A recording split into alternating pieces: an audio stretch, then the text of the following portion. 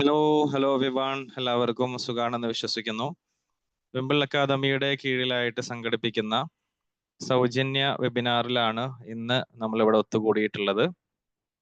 Introduction to autism എന്നുള്ള ഒരു വിഷയത്തെ അധികരിച്ചുകൊണ്ട് കഴിഞ്ഞ വ്യാഴാഴ്ച ഇതേ സമയത്ത് ഷഫിദ മാമിന്റെ നേതൃത്വത്തിലായിട്ട് നമ്മളൊരു പ്രോഗ്രാം സംഘടിപ്പിച്ചിട്ടുണ്ടായിരുന്നു. അത് ഏകദേശം നമ്മളൊരു മണിക്കൂർ നമ്മൾ പ്രോഗ്രാം സംഘടിപ്പിക്കുകയും അത് നമ്മൾ വൈൻഡപ്പ് ചെയ്യുകയും ചെയ്തിരുന്നു. പക്ഷെ എന്നിരുന്നാലും അതിന്റെ കുറച്ച് ഭാഗങ്ങൾ നമുക്ക് ഡിസ്കസ് ചെയ്യാൻ ബാക്കിയുണ്ടായിരുന്നു. അപ്പൊ ആയതുകൊണ്ട് അതിന്റെ ഒരു തുടർച്ച, അതിന്റെ ഒരു കണ്ടിന്യൂവേഷൻ എന്നുള്ള രീതിയിലാണ് ഈ വ്യാഴാഴ്ച അതേ സമയത്ത് തന്നെ നമ്മൾ വീണ്ടും ഒത്തുകൂടുന്നത്. ഗ്രൂപ്പിൽ കഴിഞ്ഞ ആഴ്ചത്തെ വീഡിയോ ഷെയർ ചെയ്തിട്ടുണ്ടായിരുന്നു. പറ്റാവുന്നവരൊക്കെ കണ്ടിട്ട് വേണം ഇതിലേക്ക് വരണം എന്ന് പറഞ്ഞിട്ടുണ്ടായിരുന്നു. എന്നിരുന്നാൽ കൂടി മാം ഒരു ചെറിയൊരു ഓവർവ്യൂ കഴിഞ്ഞ ആഴ്ചത്തെ വെബിനാറിന്റെ നൽകും. അതിനുശേഷം അന്ന് ഡിസ്കസ് ചെയ്യാൻ ബാക്കിയായ കുറച്ച് കാര്യങ്ങൾ കൂടി ഡിസ്കസ് ചെയ്തിട്ട് ഇന്ന് നമ്മൾ വൈൻഡപ്പ് ചെയ്യും. ഷഫിദ മാം ഒരു സ്പെഷ്യൽ എഡ്യൂക്കേറ്റർ ആണ്. ബഡ്സ് സ്കൂള് കാളികാവ് ലാണ് പിന്നെ വർക്ക് ചെയ്തുകൊണ്ടിരിക്കുകയാണ്. വിംബിൾ അക്കാദമിയിൽ ഓട്ടിസം മാനേജ്മെന്റ് എന്ന് പറയുന്ന ഒരു കോഴ്സ് സ്ട്രക്ചർ ചെയ്ത് അതിന് നേതൃത്വം വഹിക്കുന്നത് മാമാണ്. അതിന്റെ ഒരു ബാച്ച് നമ്മൾ ഫെബ്രുവരി ആദ്യ വാരത്തിൽ നമ്മൾ തുടങ്ങാൻ ഉദ്ദേശിക്കുന്നു. അതിലൂടെ നമ്മൾ ഉദ്ദേശിക്കുന്നത് ഓട്ടിസ്റ്റിക് ആയിട്ടുള്ള കുട്ടികളെ പരിപാലിക്കുന്ന പാരൻസ് ആവട്ടെ, parents, special educators, counsellors, social workers ഒക്കെ അടങ്ങുന്ന ഒരു ടീമിന് ഇത്തരം ഓട്ടിസ്റ്റിക് ആയിട്ടുള്ള കുട്ടികളെ ശുശ്രൂഷിക്കാനും അതേപോലെ തന്നെ അവരെ ഒന്ന് ഹെൽപ്പ് ചെയ്യുക, അവരൊന്ന് സപ്പോർട്ട് ചെയ്യുക, അതിന് നമ്മളൊന്ന് അത്തരം വിഷയങ്ങളൊന്ന് അറിഞ്ഞിരിക്കുക എന്നതിന്റെ അടിസ്ഥാനത്തിലാണ് നമ്മളൊരു 1 month കോഴ്സ് രൂപപ്പെടുത്തി അത് നമ്മൾ പിന്നെ ആളുകളിലേക്ക് നമ്മൾ നൽകുന്നത്. അപ്പൊ അതിന്റെ അടുത്ത ബാച്ച് നമ്മൾ ഫെബ്രുവരി ആദ്യ വാരത്തിൽ നമ്മൾ തുടങ്ങും. ഫെബ്രുവരി കംപ്ലീറ്റ്ലി ആ ഒരു മാസത്തിൽ നമുക്ക് 8 ക്ലാസ്സുകൾ അതിലൂടെ ഓട്ടിസവുമായിട്ട് ബന്ധപ്പെട്ടുള്ള കാര്യങ്ങൾ നമ്മൾ വ്യത്യസ്ത ഡിഫറെന്റ് ടൈപ്സ്, അതേപോലെ തന്നെ അതുമായി ബന്ധപ്പെട്ടിട്ടുള്ള ആക്ടിവിറ്റികൾ തുടങ്ങിയിട്ടുള്ള കാര്യങ്ങളൊക്കെ എങ്ങനെയാണ് നമ്മൾ ചെയ്യുക എന്നതൊക്കെ നമ്മൾ അതിൽ ഡിസ്കസ് ചെയ്യും. അപ്പൊ ഇന്ന് ഇൻട്രൊഡക്ഷൻ ടു ഓട്ടിസത്തിന്റെ കഴിഞ്ഞ ആഴ്ച നടത്തിയിട്ടുള്ള ഫ്രീ വെബിനാറിന്റെ കണ്ടിന്യൂവേഷൻ ആണ് ഇന്ന് നടക്കുന്നത്. അപ്പൊ ഈ ഒരു ഫ്രീ വെബിനാറിലേക്ക് ജോയിൻ ചെയ്തിട്ടുള്ള എല്ലാവർക്കും സന്തോഷങ്ങൾ, സ്നേഹങ്ങൾ അറിയിക്കുന്നു. അതേപോലെ തന്നെ ഈ ഒരു സെഷൻ ലീഡ് ചെയ്യുന്ന ഷഫീദ മാമിനെ ഈ ഒരു സെഷൻ ലീഡ് ചെയ്യുന്നതിന് വേണ്ടിയിട്ട് ഞാൻ ഇൻവൈറ്റ് ചെയ്യുന്നു. Thank you Faisal sir. എല്ലാവരും ഒന്ന് വീഡിയോ മോഡ് വരികയാണെങ്കിൽ വലിയ സന്തോഷം. ഇത് പതിവ് പോലെ റിയാസ് സാർ മാത്രമേ വന്നിട്ടുള്ളൂ, വേറെ ആരെയും കാണാനില്ല. വീഡിയോ മോഡിൽ യാത്രയിലാണ്, വണ്ടി സൈഡാക്കി നിന്നതാണ്. അതെ, ഞാൻ കാണുന്നുണ്ടായിരുന്നു. ഭയങ്കര സന്തോഷമുണ്ട്. നമുക്ക് വേണമെന്നുണ്ടെങ്കിൽ വീഡിയോ ഓൺ ആക്കാം, എവിടുന്നാണെങ്കിലും അല്ലെ, നമ്മുടെ താല്പര്യം പോലെ ഇരിക്കും. അതെ അതെ അതെ അതെ, തീർച്ചയായിട്ടും. എല്ലാവരും കാണുകയാണെങ്കിൽ നമുക്കൊന്ന് എന്താ പറയാ, ഞാൻ ഒറ്റയ്ക്ക് ഇങ്ങനെ റേഡിയോ മോഡിൽ പറഞ്ഞു പോകുന്ന പോലെ എനിക്കൊരു ബോറിംഗ് ആയിരുന്നു. കാണുമ്പോ ഒരു സന്തോഷമാണ് എല്ലാവരും. അല്ല, ഞാൻ സാധാരണഗതിയിൽ ഞാൻ ഞങ്ങളെ വർക്കുമായി ബന്ധപ്പെട്ടൊക്കെ ഗൂഗിൾ മീറ്റ് നടത്തുന്നതാണ്. അപ്പൊ ഞാൻ സാധാരണ പറയുന്ന ഒരു ഉപമ ഉണ്ട്. അതെന്താന്ന് വെച്ചാൽ നമ്മള് പള്ളിക്കാട്ട് ചെന്നതുപോലെ, പള്ളിക്കാട്ട് ചെന്നാൽ മീസാങ്കല്ലിന്റെ മുകളിൽ ആ പേര് മാത്രമേ കാണൂ, ആളെ കാണാൻ കഴിയില്ലല്ലോ. അപ്പോ ഞങ്ങള് കർശനമായും വീഡിയോ ഓൺ ചെയ്യാൻ വേണ്ടി ആവശ്യപ്പെടില്ല. ഞങ്ങൾ വർക്കുമായി ബന്ധപ്പെട്ടായതുകൊണ്ട് സബോർഡിനേറ്റ്സ് പിന്നെ എന്തായാലും അത് അനുസരിക്കും. ഇതിപ്പോ അങ്ങനെ പറയാൻ പറ്റിയ സ്ഥലം അല്ലാത്തതുകൊണ്ട് ഞാൻ ഇതുവരെ അത് പറയാതിരുന്നത്. അതെ അതെ, നല്ല ഉപമയാണ്. അതെനിക്ക് ഇഷ്ടപ്പെട്ടു. അതെ, ആരെയും വിഷമിപ്പിക്കാൻ വേണ്ടി പറഞ്ഞാണ്, അങ്ങനെ വരുതും ചെയ്യരുത്. പറ്റാവുന്നവരൊക്കെ ഓണാക്കട്ടെ. കഴിഞ്ഞ ക്ലാസ്സിൽ നമ്മള് പിന്നെ ഇൻട്രൊഡക്ഷൻ കുറച്ച് കാര്യങ്ങളൊക്കെ പറഞ്ഞിട്ടുണ്ടായിരുന്നു, ബേസിക് ആയിട്ടുള്ള കുറെ കാര്യങ്ങളൊക്കെ. അതിൽ എത്ര പേര് പങ്കെടുത്തു, പുതിയ ആൾക്കാർ എത്ര പേര് ഉണ്ടെന്ന് എനിക്ക് ഒരു ഐഡിയ ഇല്ല. എനിവേ ജസ്റ്റ് ഒന്നൊരു ഓവർവ്യൂ പറയാം. നമ്മൾ കഴിഞ്ഞ ക്ലാസ്സിൽ പറഞ്ഞത് ഓട്ടിസം എന്താണ് എന്നുള്ളതും, അതുപോലെ അതിന്റെ ടൈപ്സ്, അതുപോലെ അവരുടെ ക്യാരക്ടറിസ്റ്റിക്സ്, ഇങ്ങനെയുള്ള കുറെ കാര്യങ്ങൾ. ഓട്ടിസം എന്താണെന്ന് ചോദിച്ചാല് അതൊരു ന്യൂറോ ഡെവലപ്മെന്റൽ ഡിസോർഡർ ആണ്. നമ്മുടെ ബ്രെയിൻ ഫംഗ്ഷനെയും നെർവസ് സിസ്റ്റത്തിനെയൊക്കെ ബാധിക്കുന്ന ഒരു ഡിസോർഡർ ആണ്. ലൈഫ് ലോങ് കണ്ടീഷൻ ആണ്. ഒരു ഏർലി ചൈൽഡ്ഹുഡിൽ, അതായത് 0 to 3 ഇയേഴ്സിനുള്ളിൽ തന്നെ നമുക്കത് ഡയഗ്നോസ് ചെയ്യാൻ പറ്റും. ആ സമയത്ത് തന്നെ നമുക്ക് ഇന്റർവെൻഷൻസ് സ്റ്റാർട്ട് ചെയ്യുന്നതാണ് ഏറ്റവും നല്ലത്. ഒട്ടിസ്റ്റിക് ആയിട്ടുള്ള ആളുകളെ സംബന്ധിച്ചിടത്തോളം അവർക്ക് ഏറ്റവും കൂടുതൽ ചാലഞ്ചസ് അവർ ഫേസ് ചെയ്യുന്നത് social interaction, language, speech, communication, repetitive behaviour and restricted ഇൻട്രസ്റ്റസ്. ഈ കുറച്ച് മേഖലകളിലാണ്. കമ്മ്യൂണിക്കേഷൻ എന്ന് പറഞ്ഞു കഴിഞ്ഞാൽ അവർക്ക് വെർബൽ കമ്മ്യൂണിക്കേഷനും ഇല്ല, നോൺ വെർബൽ കമ്മ്യൂണിക്കേഷനും ഇല്ല. സ്പീച്ചിന്റെ കാര്യം പറയുകയാണെങ്കിൽ 50% ഓട്ടിസത്തിന് സ്പീച്ച് ഇല്ല. സ്പീച്ച് ഉള്ളവരുടെ കാര്യമാണെങ്കിൽ അവർക്ക് എക്കോലാലിയ പോലുള്ള പ്രശ്നങ്ങളുണ്ട്. എക്കോലാലിയ പ്രശ്നമാണ്, അതേസമയം അത് ഒന്നുമില്ലാത്ത ഒരാളെ സംബന്ധിച്ചിടത്തോളം എക്കോലാലിയെങ്കിലും ഉണ്ടല്ലോ എന്നുള്ള രീതിയിൽ അത് പോസിറ്റീവായിട്ടാണ് നമ്മളിതിനെ കാണേണ്ടത്. അതേസമയം നമ്മളെന്തും പോലെ സംസാരിക്കാൻ അവർക്ക് കഴിയില്ല എന്ന് പറയുമ്പോൾ അതൊരു ന്യൂനതയാണ്. പക്ഷെ നമ്മൾ എന്ത് ചെയ്യണം, അവരെ ട്രെയിൻ ചെയ്തിട്ട് മുന്നോട്ട് കൊണ്ടുപോകണം സ്പീച്ച് തെറാപ്പി കൊടുത്തിട്ട്. അതുപോലെ കേൾക്കുന്നുണ്ടോ? അതിന്റെ ഇടയിൽ എന്തെങ്കിലും ഡിസ്റ്റർബൻസ് ഉണ്ടോ സൗണ്ടിന്റെ? ഇല്ല, കേൾക്കാം കേൾക്കുന്നല്ലോ. കേൾക്കാം. മക്കള് വായിക്കുന്നൊക്കെ സൗണ്ട്, അങ്ങനെ എന്തെങ്കിലും പ്രശ്നങ്ങളുണ്ടോ? ഉണ്ടെങ്കിൽ പറയണേ. ഇല്ല. ഓക്കെ. അങ്ങനെ സ്പീച്ചിന്റെ കാര്യം പറഞ്ഞാൽ അങ്ങനെയാണുള്ളത്. ലാംഗ്വേജിന്റെ കാര്യമാണെങ്കിൽ അവർക്ക് ലാംഗ്വേജിന്റെ ഡയറക്റ്റ് മീനിങ് മാത്രമേ മനസ്സിലാവുള്ളൂ. നമ്മൾ എന്താണോ പറഞ്ഞിട്ടുള്ളത് അത് മാത്രം മനസ്സിലാക്കാൻ കഴിയും. അതിന്റെ ഒരു ഇന്നർ മീനിങ്ങിലോട്ട് പോകാൻ അവർക്ക് കഴിയില്ല. അബ്സ്ട്രാക്ട് ലാംഗ്വേജ് നമ്മൾ പറയും, അതായത് സാഹിത്യ ഭാഷയോ നമ്മൾ എന്തെങ്കിലും ഹ്യൂമർ പറഞ്ഞിട്ടുണ്ടെങ്കിൽ അതോ അതിന്റെ ഉള്ളിൽ നമ്മൾ വരികൾക്കിടയിലൂടെ വായിക്കാന്നൊക്കെ പറയില്ലേ, അങ്ങനെയുള്ളൊരു സംഗതി അവർക്ക് അറിയില്ല. എന്താണോ പറഞ്ഞത് അത് ആ വേർഡ് മീനിങ് അതുപോലെ മനസ്സിലാക്കാനേ അവർക്ക് സാധിക്കുള്ളൂ. അപ്പൊ ഇത് സമൂഹമായിട്ട് ഇടപഴകുന്നതിലൊക്കെ അവരെ കുറെ പിറകോട്ട് വലിക്കുന്നുണ്ട്. കാരണം ഒരു കാര്യം ജഡ്ജ് ചെയ്യാനോ അല്ലെങ്കിൽ ശരിയായ അർത്ഥത്തിൽ മനസ്സിലാക്കിയെടുക്കാനോ പ്രോബ്ലം സോൾവിങ്ങിനോ അങ്ങനെയൊന്നും ഇവർക്ക് പ്രയാസം വരും. ഇങ്ങനെയുള്ളൊരു പ്രശ്നം ഉള്ളതുകൊണ്ട്, അബ്സ്ട്രാക്ട് ലാംഗ്വേജ് മനസ്സിലാവാത്തത് കൊണ്ട്. അതുപോലെ റെപ്പറ്റേറ്റീവ് ബിഹേവിയർ എന്ന് പറഞ്ഞാൽ നമ്മളൊക്കെ അടങ്ങിയിരിക്കുന്നുണ്ട്, ഇവർക്ക് അങ്ങനെ അടങ്ങിയിരിക്കാൻ കഴിയില്ല. അവരുടെ കൈ ഇങ്ങനെ ചലിച്ചുകൊണ്ടിരിക്കും, മീനിങ്ലെസ് ആയിട്ട് എന്തെങ്കിലുമൊക്കെ ആക്ടിവിറ്റി ഫ്ലാപ്പ് ചെയ്തുകൊണ്ടിരിക്കുക, അങ്ങനെ എന്തെങ്കിലുമൊക്കെ റെപ്പറ്റേറ്റീവ് ആയിട്ടുള്ള ഒരു മൂവ്മെന്റ് അവരുടെ കയ്യിലുണ്ടാവും. അതുപോലെ റെസ്ട്രിക്റ്റഡ് ഇൻട്രസ്റ്റസ്, താല്പര്യങ്ങൾ വളരെ പരിമിതമാണ്. അവർക്ക് നേരം വെളുക്കുന്നു, അവരുടെ ദിനചര്യകൾ മാത്രമാണ് അവരുടെ ഒരു മെയിൻ സംഗതി എന്ന് പറയുന്നത്. അതിനകത്ത് പുതിയൊരു കാര്യം വരുമ്പോൾ അവർ ഭയങ്കരമായിട്ട് ഡിസ്റ്റർബ്ഡ് ആവും, ഒരു ആങ്ഷ്യസ് ആവും, പ്രശ്നങ്ങളൊക്കെ ഉണ്ടാവും. ഡെയിലി റൂട്ടീൻ എന്ന് പറഞ്ഞത് അവരെ സംബന്ധിച്ചിടത്തോളം വലിയൊരു സംഗതിയാണ്. അവരത് നല്ല രീതിയിൽ മുന്നോട്ട് കൊണ്ടുപോകാനാണ് എപ്പോഴും ശ്രദ്ധിക്കുക. അതിനകത്ത് പുതിയൊരു കാര്യം വരുമ്പോൾ അവരാകെ ടെൻസ്ഡ് ആവും. അതാണ് റെസ്ട്രിക്റ്റഡ് ഇൻട്രസ്റ്റസ് എന്ന് പറഞ്ഞാൽ. വേറൊരു കാര്യം പുതിയതായിട്ട് ചെയ്യാനും പുതിയൊരു കാര്യത്തിൽ പങ്കെടുക്കാനോ പുതിയൊരു കാര്യം പരീക്ഷിച്ച് നോക്കാനോ ഒന്നും അവർക്ക് ഇഷ്ടമല്ല. പുറത്തുള്ള പുറം ലോകത്തിനെ എക്സ്പ്ലോർ ചെയ്യാന്ന് പറയുന്ന സംഗതി അവർക്ക് അറിയില്ല. അങ്ങനെയാണ് അവരുടെ കാര്യങ്ങളുള്ളത്. പിന്നെ നമ്മൾ പറഞ്ഞത് ഓട്ടിസം നല്ല ശരിക്കാ ടേം എന്ന് പറഞ്ഞില്ലേ കഴിഞ്ഞ ക്ലാസ്സിൽ. ഓട്ടിസം സ്പെക്ട്രം ഡിസോർഡർ എന്നാണ് പറയുന്നത്. കാരണം അതൊരു സ്പെക്ട്രം ഓഫ് ഡിസോർഡേഴ്സ് ആണ്. ഇതിനകത്ത് 5 ഡിസോർഡേഴ്സ് ഉണ്ട്. അതിനകത്ത് ഒന്നാണ് ഓട്ടിസം എന്ന് പറയുന്നത്. അതിലെ വളരെ സിവിയർ ആയിട്ടുള്ള, ഞാൻ ഈ പറഞ്ഞ സോഷ്യൽ ഇന്ററാക്ഷനും കമ്മ്യൂണിക്കേഷനും ലാംഗ്വേജിലും എല്ലാത്തിനും വെല്ലുവിളി നേരിടുന്ന, അത് ആ സിംറ്റംസ് ഒക്കെ വളരെ സിവിയർ ആയിട്ട് കാണിക്കുന്ന ഒരു ഡിസോർഡർ ആണ് ഓട്ടിസം. ഇതിനകത്തെ ഏറ്റവും മോസ്റ്റ് റെക്കഗ്നൈസ്ഡ് ഓട്ടിസം ആണത്. ഓട്ടിസം എന്ന് പറയുന്നത് ഈ സ്പെക്ട്രത്തിനകത്തെ മോസ്റ്റ് റെക്കഗ്നൈസ്ഡ് ഡിസോർഡർ ആണ്. വളരെ മോഡറേറ്റ് സിവിയർ കണ്ടീഷൻ ആണത്. പിന്നൊന്നുള്ളത് ആസ്പെർജർ സിൻഡ്രോം. അത് ഏറെക്കുറെ ഭേദപ്പെട്ട ഒരു അവസ്ഥയാണ്, ഒരു മൈൽഡ് ലെവലാണ്. കുറച്ചുകൂടി അവർക്ക് സ്പീച്ചിലൊന്നും അത്ര ഡിലേ അവർക്കില്ല. കുറച്ചൊക്കെ കാര്യങ്ങളൊക്കെ അവരുടെ ബേസിക് കാര്യങ്ങളൊക്കെ കുറച്ചൊക്കെ കമ്മ്യൂണിക്കേറ്റ് ചെയ്യാൻ കഴിയും.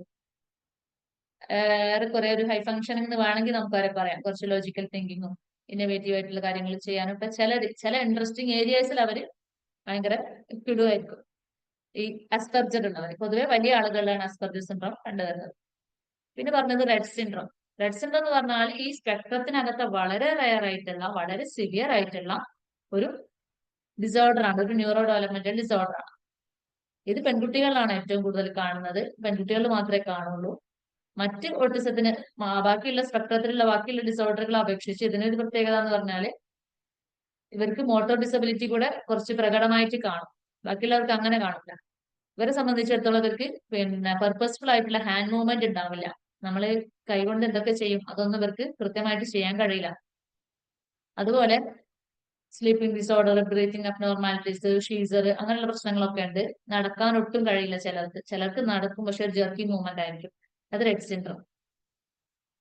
പിന്നെയുള്ളത് ചൈൽഡ്ഹുഡ് ഡിസിന്റഗ്രേറ്റീവ് ഡിസോർഡർ എന്ന് പറഞ്ഞാൽ CDD, കുട്ടികളിലാണ് കാണുന്നത്. കുട്ടികൾ 2 മുതൽ 10 വയസ്സ് വരെ നോർമൽ ഡെവലപ്മെന്റ്സ് ആയിരിക്കും ഉണ്ടായിരിക്കുക. പിന്നീട് ഒരു സഡൻ റിഗ്രഷൻ ആണ് സംഭവിക്കുന്നത്. അവർ അക്വയർ ചെയ്ത സ്കില്ലുകൾ മുഴുവൻ, അത് ലാംഗ്വേജിലായിക്കോട്ടെ, കമ്മ്യൂണിക്കേഷനിലായിക്കോട്ടെ, സോഷ്യൽ ഇന്ററാക്ഷനിലായിക്കോട്ടെ, അവർ അക്വയർ ചെയ്ത സ്കില്ലുകളൊക്കെ ഇങ്ങനെ നഷ്ടപ്പെടാൻ തുടങ്ങും. ആ നഷ്ടപ്പെടുന്ന ഒരവസ്ഥയാണ് CDD എന്ന് പറയുന്നത്. അങ്ങനെ നഷ്ടപ്പെട്ടു കഴിഞ്ഞാൽ പിന്നെ ഈ കുട്ടികൾ സിവിയർ ഓട്ടിസ്റ്റിക് ആയിട്ട് മാറുന്നതാണ് കാണാറുള്ളത്. അവര് റെപ്പറ്റേറ്റീവ് മൂവ്മെന്റ്സ് ഒക്കെ സ്റ്റാർട്ട് ചെയ്യും. അതുവരെ അങ്ങനെ ഒന്നും ഉണ്ടാവില്ല. അതുപോലെ പക്ക ഓട്ടിസ്റ്റിക് ആയിട്ട് തന്നെ പിന്നീട് സോഷ്യൽ വിഡ്രോവൽ ഒക്കെ ഭയങ്കരമായിട്ട് കാണിക്കും. അങ്ങനെ ഒരു അവസ്ഥയാണ് CDD എന്ന് പറയുന്നത്. പിന്നെ ഉള്ളത് PDD-NOS, അതായത് pervasive developmental disorder not otherwise specified. ഈ പറഞ്ഞതെല്ലാം പെർവേഴ്സീവ് ഡെവലപ്മെന്റൽ ഡിസോർഡർ ആണ്. ഈ പറഞ്ഞതിൽ ഇത് 4 4ന്റെയും ലക്ഷണങ്ങൾ കാണിക്കുന്നില്ല. എന്നാൽ എന്തൊക്കെയോ ഓട്ടിസ്റ്റിക് ഫീച്ചേഴ്സ് ഉണ്ട് താനും. എല്ലാ ലക്ഷണങ്ങളും ഒന്നും കാണിക്കുന്നില്ല, ചില സിംറ്റംസ് ഒക്കെ കാണിക്കുന്നുണ്ട്. അതും വളരെ മൈൽഡ് ലെവലില്. നമുക്ക് ഇങ്ങനെ കണ്ടാൽ തോന്നും ഓട്ടിസ്റ്റിക് ആണോ അല്ലയോ, നിങ്ങൾ ആ ഒരു രീതിയിലൊക്കെ തോന്നുന്ന ഒരു മൈൽഡ് കേസ്, അതിനെയാണ് നമ്മൾ PDD-NOS എന്ന് പറയുന്നത്. ഇത്രയും കാര്യങ്ങളൊക്കെയാണ് കഴിഞ്ഞ ക്ലാസ്സിൽ നമ്മൾ പറഞ്ഞിട്ടുണ്ടായിരുന്നത്. അതിനുശേഷം നമ്മൾ പറഞ്ഞു ഇവർക്ക് ഒരുപാട് പ്രോബ്ലംസ് ഉണ്ട്. അപ്പൊ അതിൽപ്പെട്ട ഒരുപാട് ഇഷ്യൂസിൽ നമ്മളന്ന് പറഞ്ഞു വെച്ചത് എവിടെയാന്ന് വെച്ചാൽ ഹൈപ്പർ ആക്ടിവിറ്റിയും ടെമ്പർ ടാൻട്രം തമ്മിൽ എന്തെങ്കിലും ബന്ധമുണ്ടോ എന്ന് ചോദിച്ചിട്ടാണ് ക്ലാസ് ഒന്ന് അവസാനിപ്പിച്ചത്. അപ്പൊ അന്ന് നമ്മൾ പറയാൻ പോകുന്നത് ടെമ്പർ ടാൻട്രത്തെ കുറിച്ചാണ്. അപ്പൊ അന്ന് ചോദിച്ചപ്പോ പലർക്കും ഐഡിയ ഉണ്ട്. അവർ പറഞ്ഞത് എന്താണെന്ന് വെച്ചാല്, പിന്നെ നിങ്ങൾ പറഞ്ഞത് തന്നെയാണ് ഉത്തരം. അത് ഹൈപ്പർ ആക്ടിവിറ്റി എന്ന് പറഞ്ഞാൽ എന്താണ്, സെൻസറി ബേസ്ഡ് ഇഷ്യൂ ആണ്. അതിന്റെ റീസൺ എന്ന് പറഞ്ഞാൽ സെൻസറി സ്റ്റിമുലസ് ആണ്. അതേസമയം ടെമ്പർ ടാൻട്രം എന്ന് പറയുന്നത് അതൊരു ബിഹേവിയറൽ ഇഷ്യൂ ആണ്. നമുക്ക് അവിടെ കൊടുക്കേണ്ട രണ്ടും തമ്മിൽ കാണുമ്പോൾ നമുക്ക് എല്ലാം ഒരുപോലെ തോന്നും. ആരും അടങ്ങിയിരിക്കുന്നില്ല, എല്ലാവരും അങ്ങോട്ടും ഇങ്ങോട്ടും ഓടുന്നു, ചാടുന്നു, തിരിയുന്നു, മറയുന്നു, ഭയങ്കര ബഹളം വെക്കുന്നു, പലതരത്തിലുള്ള ശബ്ദങ്ങൾ ഉണ്ടാക്കുന്നു, അങ്ങനെയൊക്കെ കൂടെയുള്ള ഒരു പ്രശ്നങ്ങളായിരിക്കും. പക്ഷെ രണ്ടും തമ്മിൽ നമ്മൾ ശരിക്കും ഒബ്സർവ് ചെയ്ത് കഴിഞ്ഞാൽ നമുക്ക് മനസ്സിലാവും എന്താണ് ഇത് നമ്മുടെ പ്രത്യേകത. ജസ്റ്റ് ഒരു സെക്കൻഡ്, എനിക്ക് മക്കള് വായിക്കുന്ന സൗണ്ട് കാരണം എനിക്ക് ഒരു കോൺസെൻട്രേഷൻ കിട്ടുന്നില്ല. ഞാൻ അവിടെ ഒന്ന് സൈലന്റ് ആവാൻ പറയട്ടെ.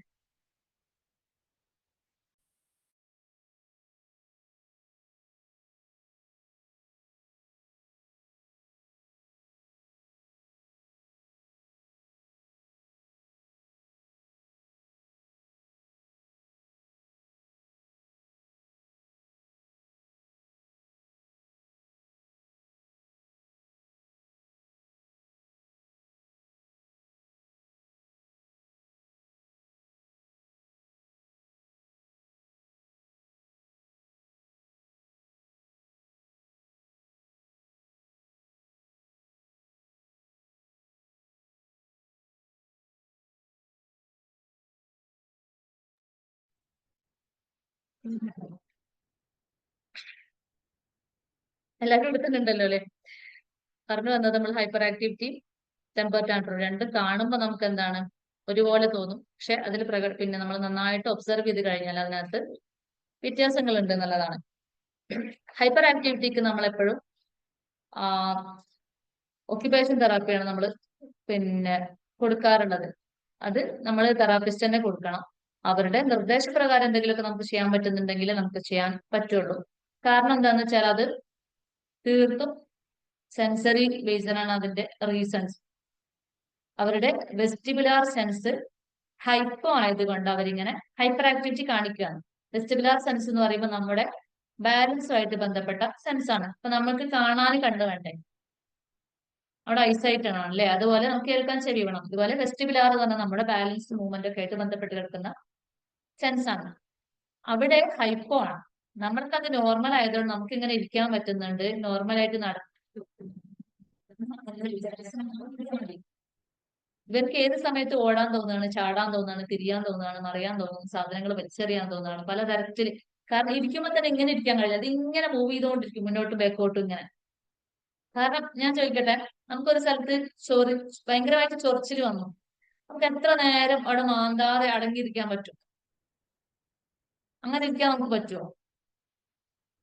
പറ്റൂലല്ലോ. കാരണം അത് നമുക്ക് അവിടെ നമ്മുടെ ഒരു നീഡാണത് അല്ലെ. ചൊറിയുന്നിടത്ത് മാന്താന്ന് ബഷീറിന്റെ കഥകൾ പറഞ്ഞ പോലെ ചൊറിയുന്നിടത്ത് മാന്താതിരിക്കാൻ നമുക്ക് പറ്റൂല അല്ലെ. അത്രയും ഭയങ്കര നീഡാണ് നമ്മുടെ. അതുപോലെ തന്നെ ഇവരാരെങ്കിലും പിന്നെ ഉപദ്രവിക്കണമെന്നോ അല്ലെങ്കിൽ ആർക്കെങ്കിലും ഉപദ്രവം ചെയ്യണമെന്ന് വിചാരിച്ചിട്ടോ പ്രയാസപ്പെടുത്തണം എന്ന് വിചാരിച്ചിട്ടോ ഒന്നുമല്ല ഈ ഹൈപ്പർ ആക്ടിവിറ്റി കാണിക്കുന്നത്. ഇവരുടെ ശരീരം ആവശ്യപ്പെടുന്നതാണ്. കാരണം ഈ ഹൈപ്പോ ആണ്, വെസ്റ്റിബുലാർ സെൻസ് ഹൈപ്പോ എന്ന് പറയുമ്പോൾ അവിടെ സെൻസറി സീക്കിംഗ് ആണ് നടക്കുക. ഏത് സെൻസ് ഹൈപ്പോ ആയാലും അവിടെ സെൻസറി സീക്കിംഗ് ആണ് നടക്കുക.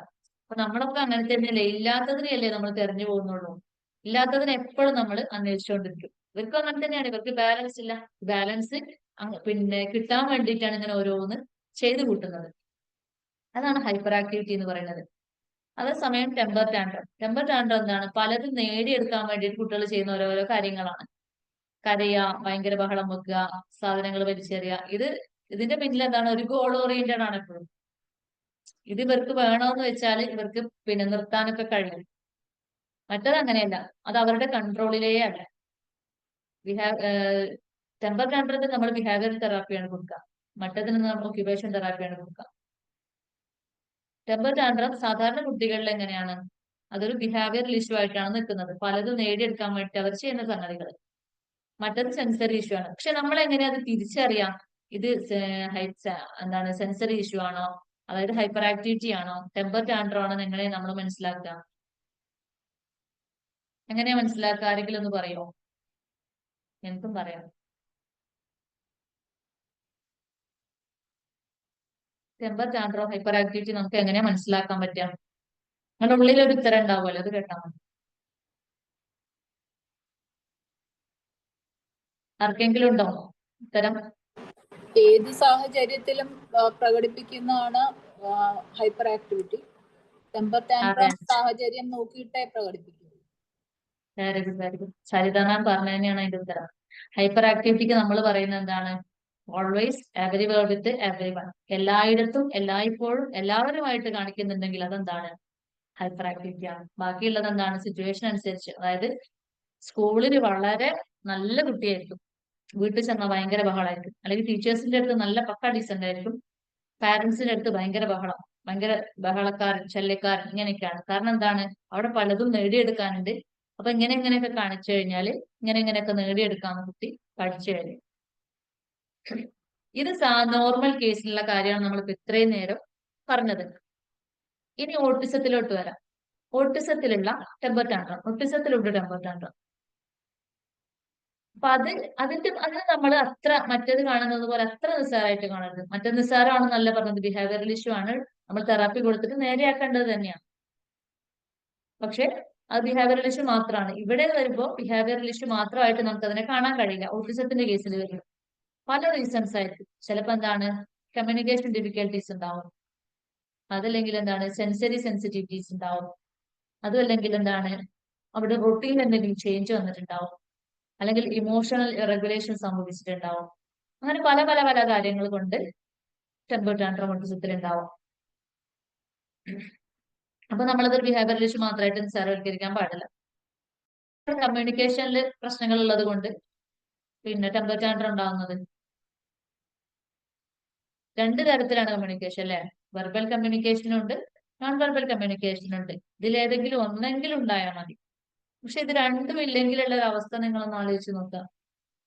നമ്മുടെ നീഡ്സോ നമ്മുടെ ഇൻട്രസ്റ്റുകളോ നമ്മൾ സംബന്ധിക്കുന്ന പ്രധാനപ്പെട്ട എന്ത് കാര്യമായിക്കോട്ടെ, നമ്മുടെ എന്തെങ്കിലും ഡിസ്കംഫർട്ടുകളോ പെയിനോ ഒന്നും എക്സ്പ്രസ് ചെയ്യാൻ കഴിയുന്നില്ല. അപ്പൊ നമുക്കറിയാം നമുക്ക് ഇന്ന കാര്യങ്ങളുണ്ട്.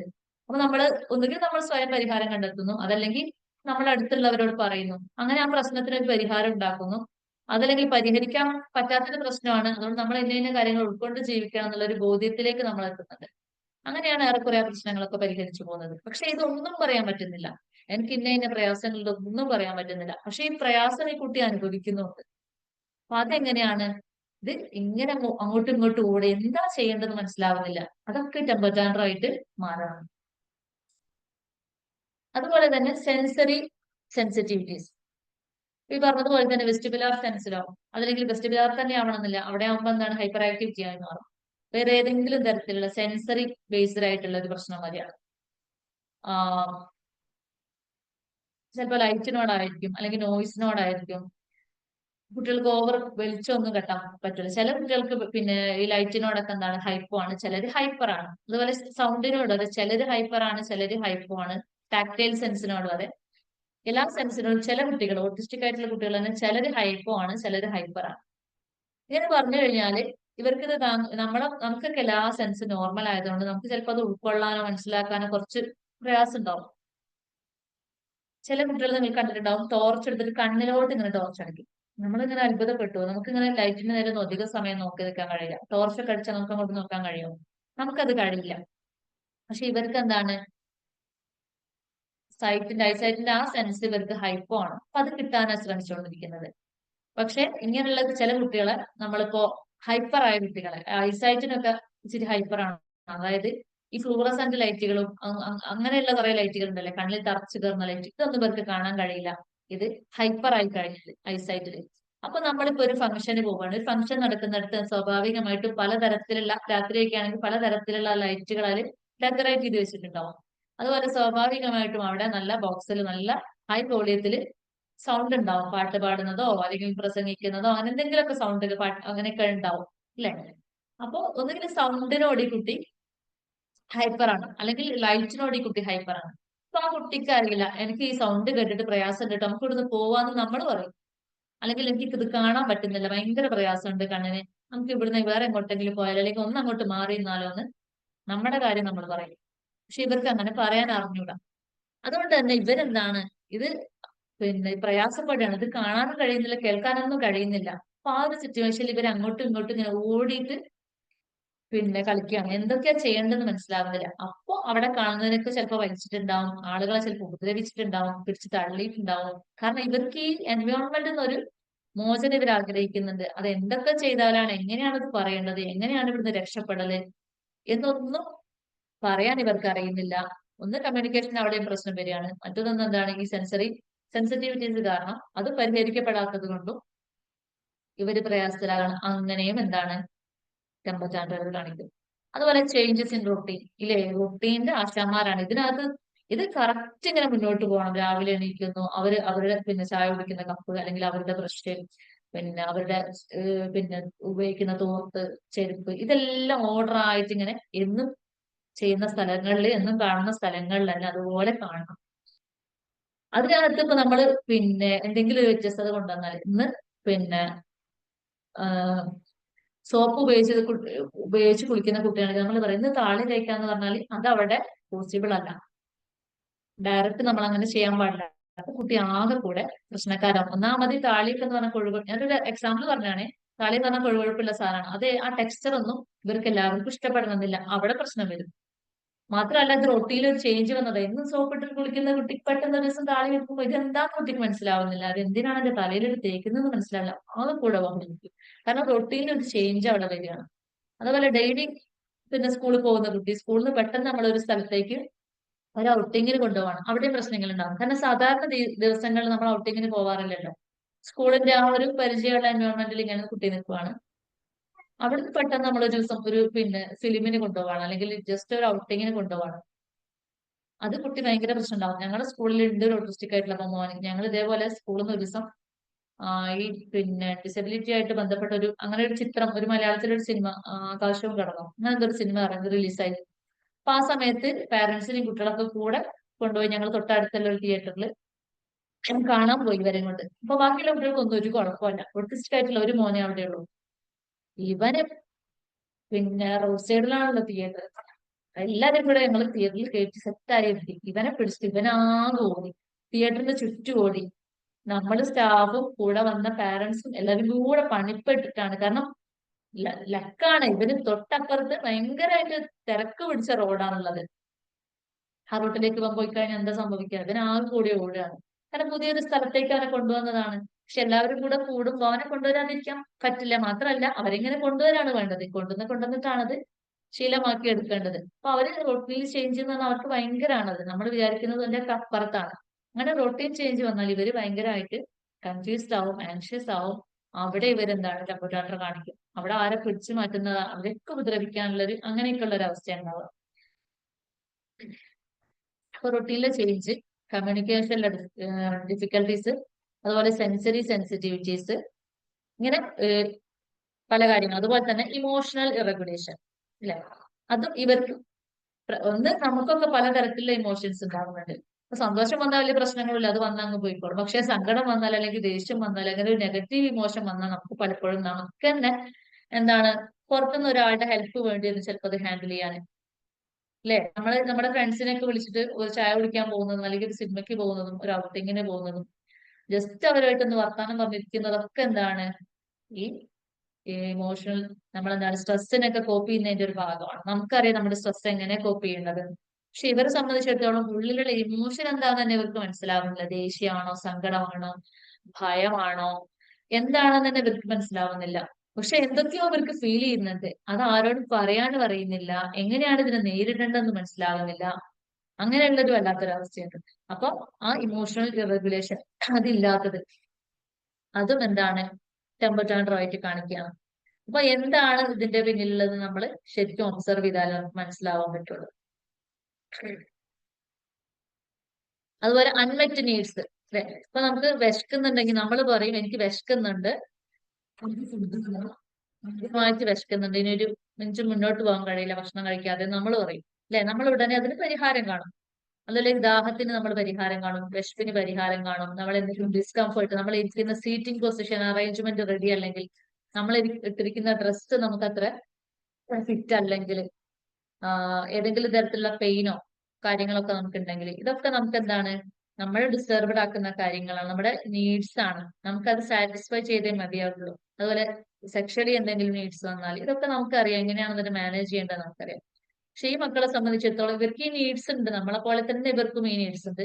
പക്ഷെ ഇത് എക്സ്പ്രസ് ചെയ്യാൻ കഴിയുന്നില്ല. ആരോടാ ഇത് പറയേണ്ടത്, എങ്ങനെയാ ഇത് ചെയ്യേണ്ടത്, എന്താ അതിന് പരിഹാരം കാണേണ്ടത് ഇവർക്കറിയില്ല. ഇപ്പൊ വെള്ളം, എനിക്ക് വെള്ളം വേണം തന്നെ ഒരു കുട്ടി പറയണമെന്നില്ല. ജസ്റ്റ് വെള്ളം എന്ന് പറഞ്ഞാൽ തന്നെ നമുക്ക് മനസ്സിലാവും അല്ലെ ഈ കുട്ടിക്ക് വെള്ളം വേണമെന്ന്. അതല്ലെങ്കിൽ അതും ചെയ്യണ്ട, ഈ കുട്ടി എന്ത് ഇങ്ങനെ ഒരു ആക്ഷൻ കാണിച്ചാൽ മതി അല്ലെ. നോൺ വെർബൽ കമ്മ്യൂണിക്കേഷൻ ആണ് നടക്കുന്നത്, നമുക്ക് കാര്യം മനസ്സിലാവും. അതും ചെയ്യണ്ട, ഈ വെള്ളത്തിന്റെ അടുത്ത് പോയിട്ട് തൊട്ട് കാണിച്ചാൽ മതി, അപ്പോഴൊക്കെ നമുക്ക് മനസ്സിലാവും. പക്ഷെ ഇവരെ സംബന്ധിച്ചിടത്തോളം എന്താണ് വെർബൽ കമ്മ്യൂണിക്കേഷനും ഇല്ല, നോൺ വെർബൽ കമ്മ്യൂണിക്കേഷനും ഇല്ല. അവിടെയാണ് ആകെ കൂടെ പ്രശ്നമായിട്ട് മാറുന്നത്. അപ്പൊ ആ സാഹചര്യങ്ങളിലൊക്കെ എന്താണ് ഇവര് ടെമ്പർ ടാൻട്രം കാണിച്ചുകൊണ്ടിരിക്കും. ഇനി എന്തൊക്കെയാണ് ടെമ്പർ ടാൻട്രത്തിന്റെ സയൻസ്, നമുക്കതെങ്ങനെ മനസ്സിലാവാന്നുള്ള. ഭയങ്കരമായിട്ട് കരയാം, അതല്ലെങ്കിൽ ബഹളം വെക്കുക, കരയുന്ന പോലത്തെ പലതരത്തിലുള്ള അപശബ്ദങ്ങൾ ഉണ്ടാക്കുക, തുടർച്ചയായിട്ട് നമുക്ക് വളരെയധികം ഡിസ്റ്റർബൻസ് തോന്നുന്ന രീതിയിലായിരിക്കും ചെയ്യാം. ചെറിയ രീതിയിൽ എന്താണെങ്കിൽ നമുക്കത് പ്രശ്നമില്ല. പക്ഷെ ഭയങ്കരമായിട്ട് വലിയ ശബ്ദത്തിൽ കണ്ടിന്യൂസ് ആയിട്ട് കരയോ ബഹളം വെക്കുകയോ അല്ലെങ്കിൽ ടേബിളിൽ അടിക്കുക, വേറെ എന്തെങ്കിലും സാധനങ്ങളൊക്കെ കൊണ്ട് എറിയുക, അങ്ങനെ പല തരത്തിലുള്ള ശബ്ദങ്ങൾ ഉണ്ടാക്കുക, ഇങ്ങനെ തുടർച്ചയായിട്ട് ചെയ്യും. ഇത് ഒരു ലക്ഷണമാണ് ടെമ്പർ ടാൻട്രത്തിന്റെ. അതുപോലെ വളരെ പ്രധാനപ്പെട്ടത് സെൽഫ് ഇൻജൂറിയസ് ബിഹേവിയർ ആണ്. താലേക്ക് കൊണ്ടുപോയിട്ട് ചുമരിലൊക്കെ അങ്ങ് ഇടിക്കും, ഭയങ്കരമായിട്ട് ഇടിക്കും. വിചാരിക്കും ചിലപ്പോ ബ്ലഡ് വന്നാൽ ഇവർക്ക് ഒരു പെയിനും ഇല്ല. കാരണം പിന്നെ കയ്യിനെ, ചില കുട്ടികളെ കയ്യിനെ കാണാം ഭയങ്കരമായിട്ട് കറുത്തൊരു കളർ കാണാം. ഇവിടെ ഈ റിസ്റ്റിന്റെ അവിടെ ഭയങ്കര ഡാർക്ക് കളറായിട്ട് ഭയങ്കര കട്ടിയായിട്ട് കാണാം. അപ്പൊ നമുക്ക് മനസ്സിലാക്കാം എന്ത്, ഇവർക്ക്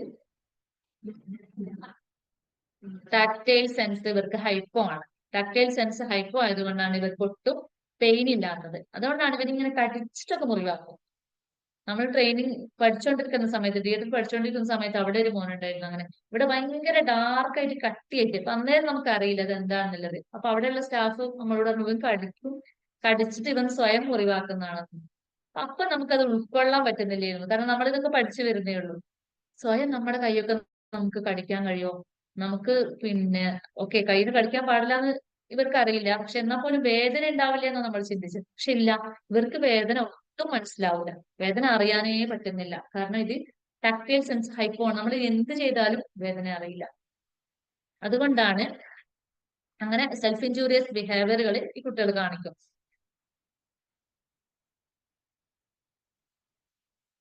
അതും ഇതിന്റെ ഒരു ലക്ഷണമാണ് ടെമ്പർ ടാൻട്രത്തിന്. അതുപോലെ അഗ്രസീവായിട്ട് പെരുമാറുക, ബാക്കിയുള്ളവരുടെ അടുത്ത് വളരെ അഗ്രസീവായിട്ട് ഇങ്ങനെ പെരുമാറുക, ബാക്കിയുള്ളവരെ ഉന്തിയിടുക, ഇരിക്കുന്നിടത്ത് നിന്ന് അവരെ തള്ളിയിടുക, സീറ്റ് പിടിച്ച് വലിക്കുക, അല്ലെങ്കിൽ ഡ്രസ്സ് പിടിച്ച് വലിക്കുക, ഏതെങ്കിലും തരത്തിൽ അവരെ ദേഹത്ത് പോയിട്ട് അമർത്തിയിട്ട് പിടിക്കുക, അത് ടെമ്പർ ടാൻട്രം ആണ്. അതേസമയം അവരുടെ ടാക്ടൈൽ സെൻസ് ഹൈപ്പോ ആയതുകൊണ്ട് കൂടിയാണ്. കാരണം ടാക്ടൈൽ സെൻസ് ഹൈപ്പോ എന്ന് പറയുമ്പോൾ അവർക്ക് എത്രയും മനസ്സിലാവുന്നല്ലേ, ഈ ടച്ച് ചെയ്യുന്നത് മനസ്സിലാവുന്നേ ഇല്ല.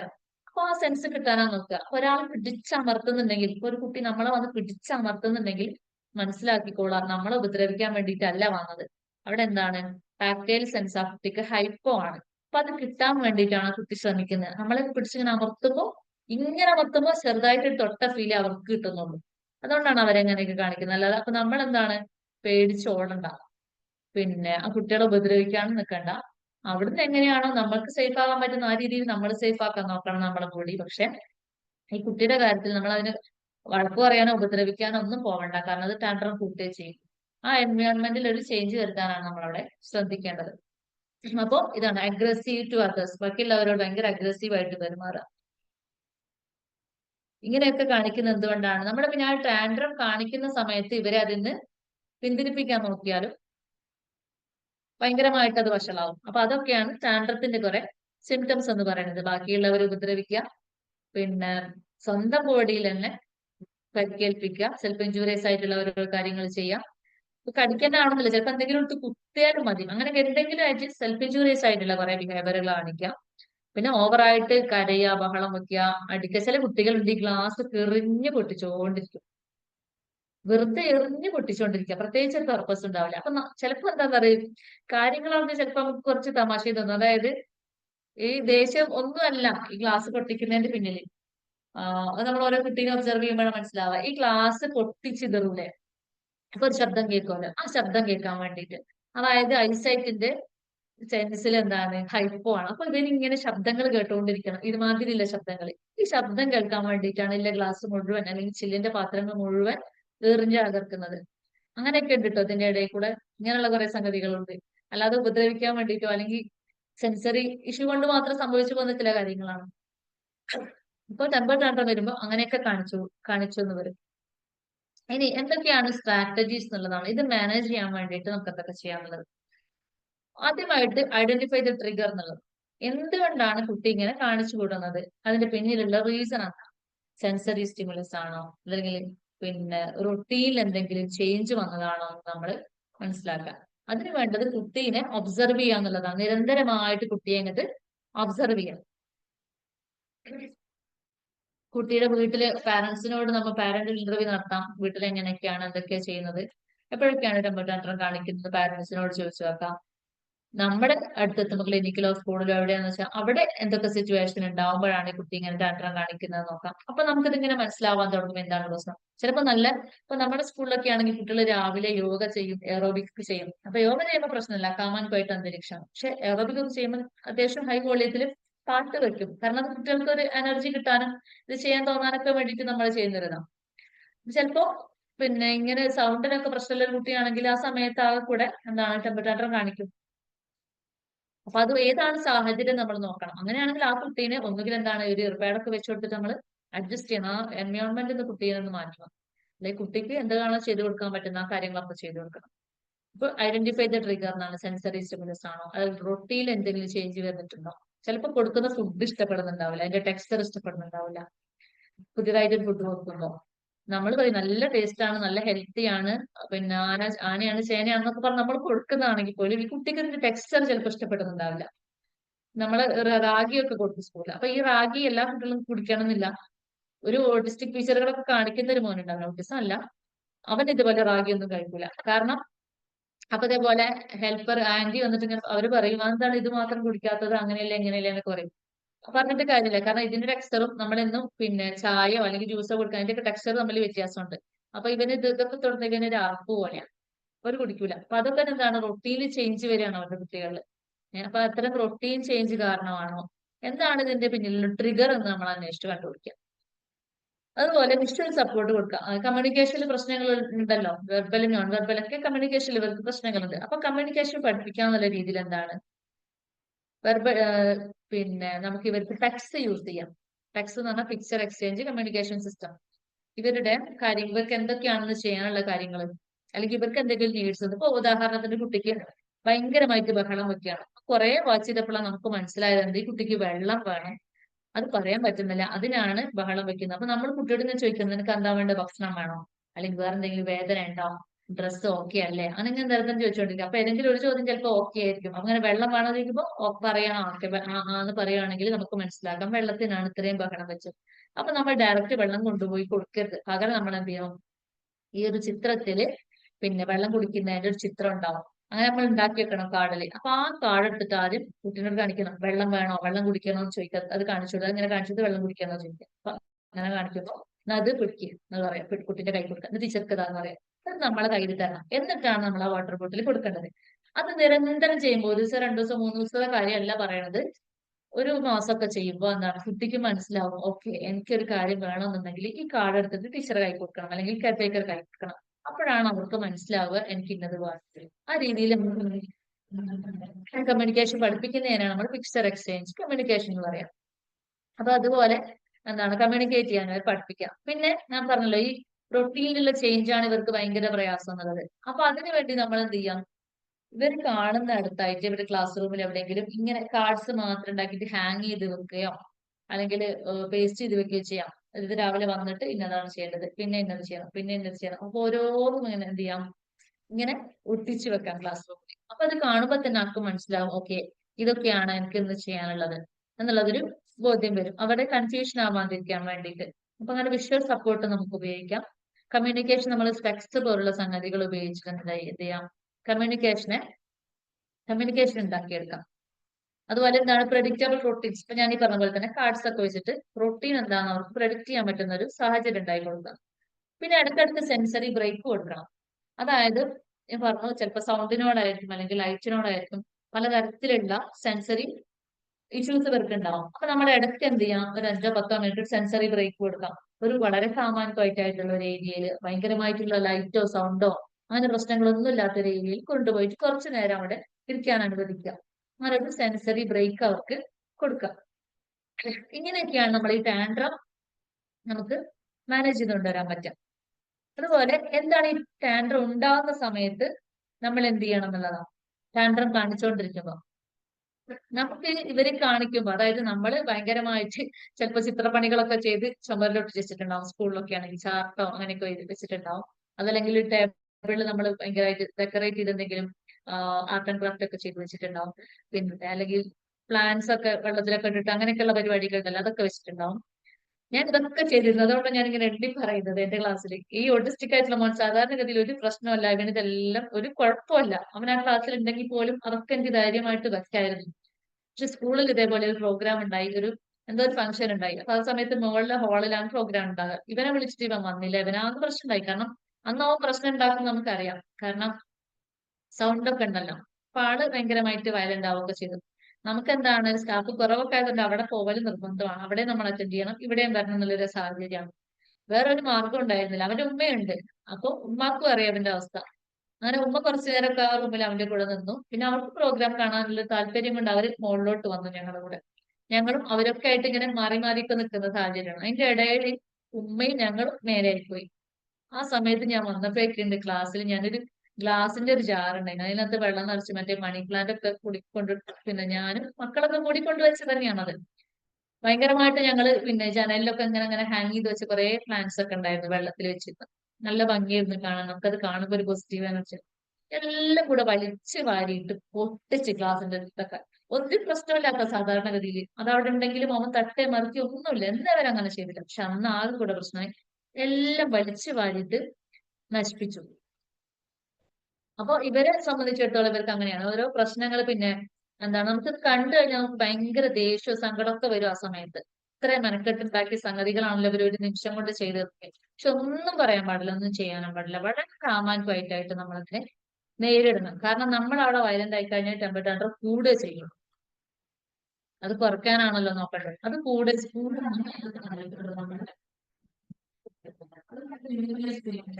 ഇതുപോലെ പിന്നെ ലൈറ്റോ സൗണ്ടോ അവർക്ക് പ്രയാസപ്പെടുത്തുന്ന സംഗതികളിൽ നിന്നൊക്കെ അത്തരം സാഹചര്യങ്ങളൊക്കെ നമ്മൾ പരമാവധി ഒഴിവാക്കുക. അല്ലെങ്കിൽ ഇവർക്ക് കംഫർട്ടബിൾ ആയിട്ടുള്ള ഒരു എൻവയോൺമെന്റ് പ്രൊവൈഡ് ചെയ്യാൻ പറ്റുമെങ്കിൽ നമുക്ക് അത് പ്രൊവൈഡ് ചെയ്യാനായിട്ട് നോക്കാം. അതുപോലെ പണിഷ്മെന്റ് ഒഴിവാക്കുക, അത് മസ്റ്റായിട്ട് നമ്മൾ കേൾക്കേണ്ടതാണ് നമ്മൾ ഈ ഫീൽഡിൽ വർക്ക് ചെയ്യുന്നവരെ. നമുക്ക് പണിഷ് ചെയ്യാനൊക്കെ തോന്നും, കാരണം അങ്ങനെയുള്ള സംഗതികളാണ് അവർ ചെയ്തു കൂട്ടുക. പക്ഷെ ഒരിക്കലും പണിഷ് ചെയ്യരുത്. പണിഷ്മെന്റും എന്താണ്, ഒരിക്കലും അവർ നന്നാവാൻ ഉപകരിക്കില്ല എന്ന് മാത്രമല്ല, ഭയങ്കരമായിട്ട് അത് ടാൻട്രം കൂട്ടുകയും ചെയ്യും. ടാൻട്രത്തിന്റെ സമയത്ത് നമ്മൾ എന്തൊക്കെ ചെയ്യണം എന്നാ പറഞ്ഞത്. ഒന്ന് കാമാൻ ക്വയറ്റ് ആയിട്ടിരിക്കുക, കുട്ടിക്ക് ഏറ്റവും കംഫർട്ടബിൾ ആയിട്ടുള്ള ഒരു സെൻസറി ഡിസ്ട്രാക്ഷൻ ഒന്നും ഇല്ലാത്തൊരു എൻവയോൺമെന്റ് പറ്റുമെങ്കിൽ അവൈലബിൾ ആക്കി കൊടുക്കുക. അതുപോലെ പണിഷ്മെന്റ് ഒഴിവാക്കുക. പിന്നെ ചെയ്യാൻ പറ്റുന്നത് ഡിസ്ട്രാക്ഷൻസ് ഇട്ട് കൊടുക്കുക. അതായത് ഇയാൾ ഈ ടെമ്പർ ടാൻട്രത്തിനകത്ത് കുടുങ്ങി ഇതിങ്ങനെ പ്രകടിപ്പിച്ചുകൊണ്ടിരിക്കുക, അപ്പൊ ഇതിന്ന് ശ്രദ്ധ തിരിച്ചു മാറ്റാൻ പറ്റുന്ന എന്തെങ്കിലും സംഗതികൾ ഇട്ട് കൊടുക്കുക. ചിലപ്പോൾ കുട്ടികൾക്ക് ഇഷ്ടപ്പെടുന്ന ചില ആക്ടിവിറ്റീസ് ഉണ്ടാവും, ഓരോരുത്തർക്കും ഓരോ ഇഷ്ടങ്ങളുണ്ടാവും, നമ്മൾ മനസ്സിലാക്കി വെക്കണം ഒരു അസസ്മെന്റ് ചെയ്യുമ്പോൾ തന്നെ. അപ്പൊ ആ ഇഷ്ടപ്പെടുന്ന സംഗതികൾ അങ്ങ് ഇട്ടുകൊടുക്കുക. ഇവരറിയാതെ തന്നെ അതിൽ എൻഗേജ്ഡ് ആവുന്ന രീതിയിൽ നമ്മൾ അങ്ങ് ഇട്ടുകൊടുക്കണം. അങ്ങനെ അവരുടെ ശ്രദ്ധ തിരിക്കുകയാണെങ്കിൽ എന്ത് പറ്റും, ഈ ടാൻട്രത്തിന് സമയത്ത് നമുക്ക് ശ്രദ്ധ തിരിക്കലും കൂടെ ഒരു മാർഗമാണ്. അതുപോലെ ആഫ്റ്റർ ടാൻട്രം കഴിഞ്ഞതിന് ശേഷം നമ്മൾ എന്ത് ചെയ്യുന്നത്, ശരിക്കും നമ്മൾ മനസ്സിലാക്കിയെടുക്കുക എന്തായിരുന്നു ആ ട്രിഗർ, ടാൻട്രം എങ്ങനെയാണ് ടാൻട്രത്തിലേക്ക് നയിച്ചത്, അതെങ്ങനെയാണ് ഈ കുട്ടി, എന്തൊക്കെയാണ് അപ്പോ ഈ കുട്ടി ബിഹേവ് ചെയ്തത് എന്നുള്ളത് ശരിക്കും നമ്മളൊന്ന് മനസ്സിലാക്കിയെടുക്കുക. കാരണം പിന്നെയും ഇത് ആവർത്തിക്കുമല്ലോ. അപ്പൊ നമ്മൾ എന്ത് ചെയ്യണം എന്നൊക്കെ ഒരു ഐഡിയ കിട്ടാൻ വേണ്ടിയിട്ട് നമ്മൾ എന്ത് ചെയ്യാം, കഴിഞ്ഞതിന് ശേഷം മൊത്തത്തിൽ ഒന്ന് വിലയിരുത്താം. എന്തൊക്കെയാണ് ഇപ്പൊ ഉണ്ടായത്, എങ്ങനെയൊക്കെയാണ് കുട്ടി പ്രകടിപ്പിച്ചത്, എന്ത് റീസൺ ആയിരുന്നു അതിലേക്ക് നയിച്ചത് എന്നൊക്കെ നമ്മളൊന്ന് വിലയിരുത്താം. അതുപോലെ കുട്ടിയെ ഓൾട്ടർനേറ്റീവ് വേസ് ഓഫ് കമ്മ്യൂണിക്കേഷൻ നമ്മൾ എന്താ ചെയ്യാം, അല്ലെങ്കിൽ ഇമോഷൻ ഒക്കെ എക്സ്പ്രസ് ചെയ്യാൻ നമ്മൾ പഠിപ്പിച്ചു കൊടുക്കാം. നേരത്തെ പറഞ്ഞതുപോലെ പെക്സ് ഒക്കെ ഉപയോഗിച്ചിട്ടുള്ള കമ്മ്യൂണിക്കേഷൻ കുട്ടിയെ പഠിപ്പിച്ചു കൊടുക്കുക. അപ്പൊ കുട്ടിയുടെ നീഡ്സും കുട്ടിയുടെ ഇമോഷൻസും കാര്യങ്ങളൊക്കെ കുട്ടിക്ക് എക്സ്പ്രസ് ചെയ്യാൻ പറ്റും. പിന്നെ ഉറപ്പായിട്ടും എപ്പോഴും നമ്മൾ ചെയ്തുകൊണ്ടിരിക്കുകയാണ്, നിർബന്ധമായിട്ടും ചെയ്യേണ്ട ഒരു കാര്യങ്ങൾ നല്ലത്. കുട്ടി ചെറുതാണെങ്കിൽ ഒരു പോസിറ്റീവ് ബിഹേവിയർ കാണിച്ചാൽ, വളരെ ചെറുതായിരിക്കും, നമ്മൾ ശ്രദ്ധയിൽ പോലും പെടാത്ത അത്രയും ചെറുതായിരിക്കും, പക്ഷെ പറഞ്ഞിട്ട് കാര്യമില്ല, അതൊരു പോസിറ്റീവ് ബിഹേവിയർ ആണ്. അതിനെ വളരെ നന്നായിട്ട് നമ്മൾ പ്രോത്സാഹിപ്പിക്കണം. ഇങ്ങനെയൊക്കെയാണ് നമ്മൾ ടാൻട്രത്തിനെ മാനേജ് ചെയ്ത് കൊണ്ടുവരേണ്ടത്. അപ്പോൾ നമ്മൾ ഏകദേശം ടാൻട്രത്തിനെ കുറിച്ചുള്ള കാര്യങ്ങളൊക്കെ ഡിസ്കസ് ചെയ്തു എന്നാണ് ഞാൻ വിചാരിക്കുന്നത്. ഇനി നമുക്ക് എന്തെങ്കിലും ഡിസ്കസ് ചെയ്യാനുണ്ടെങ്കിൽ ചെയ്യാം.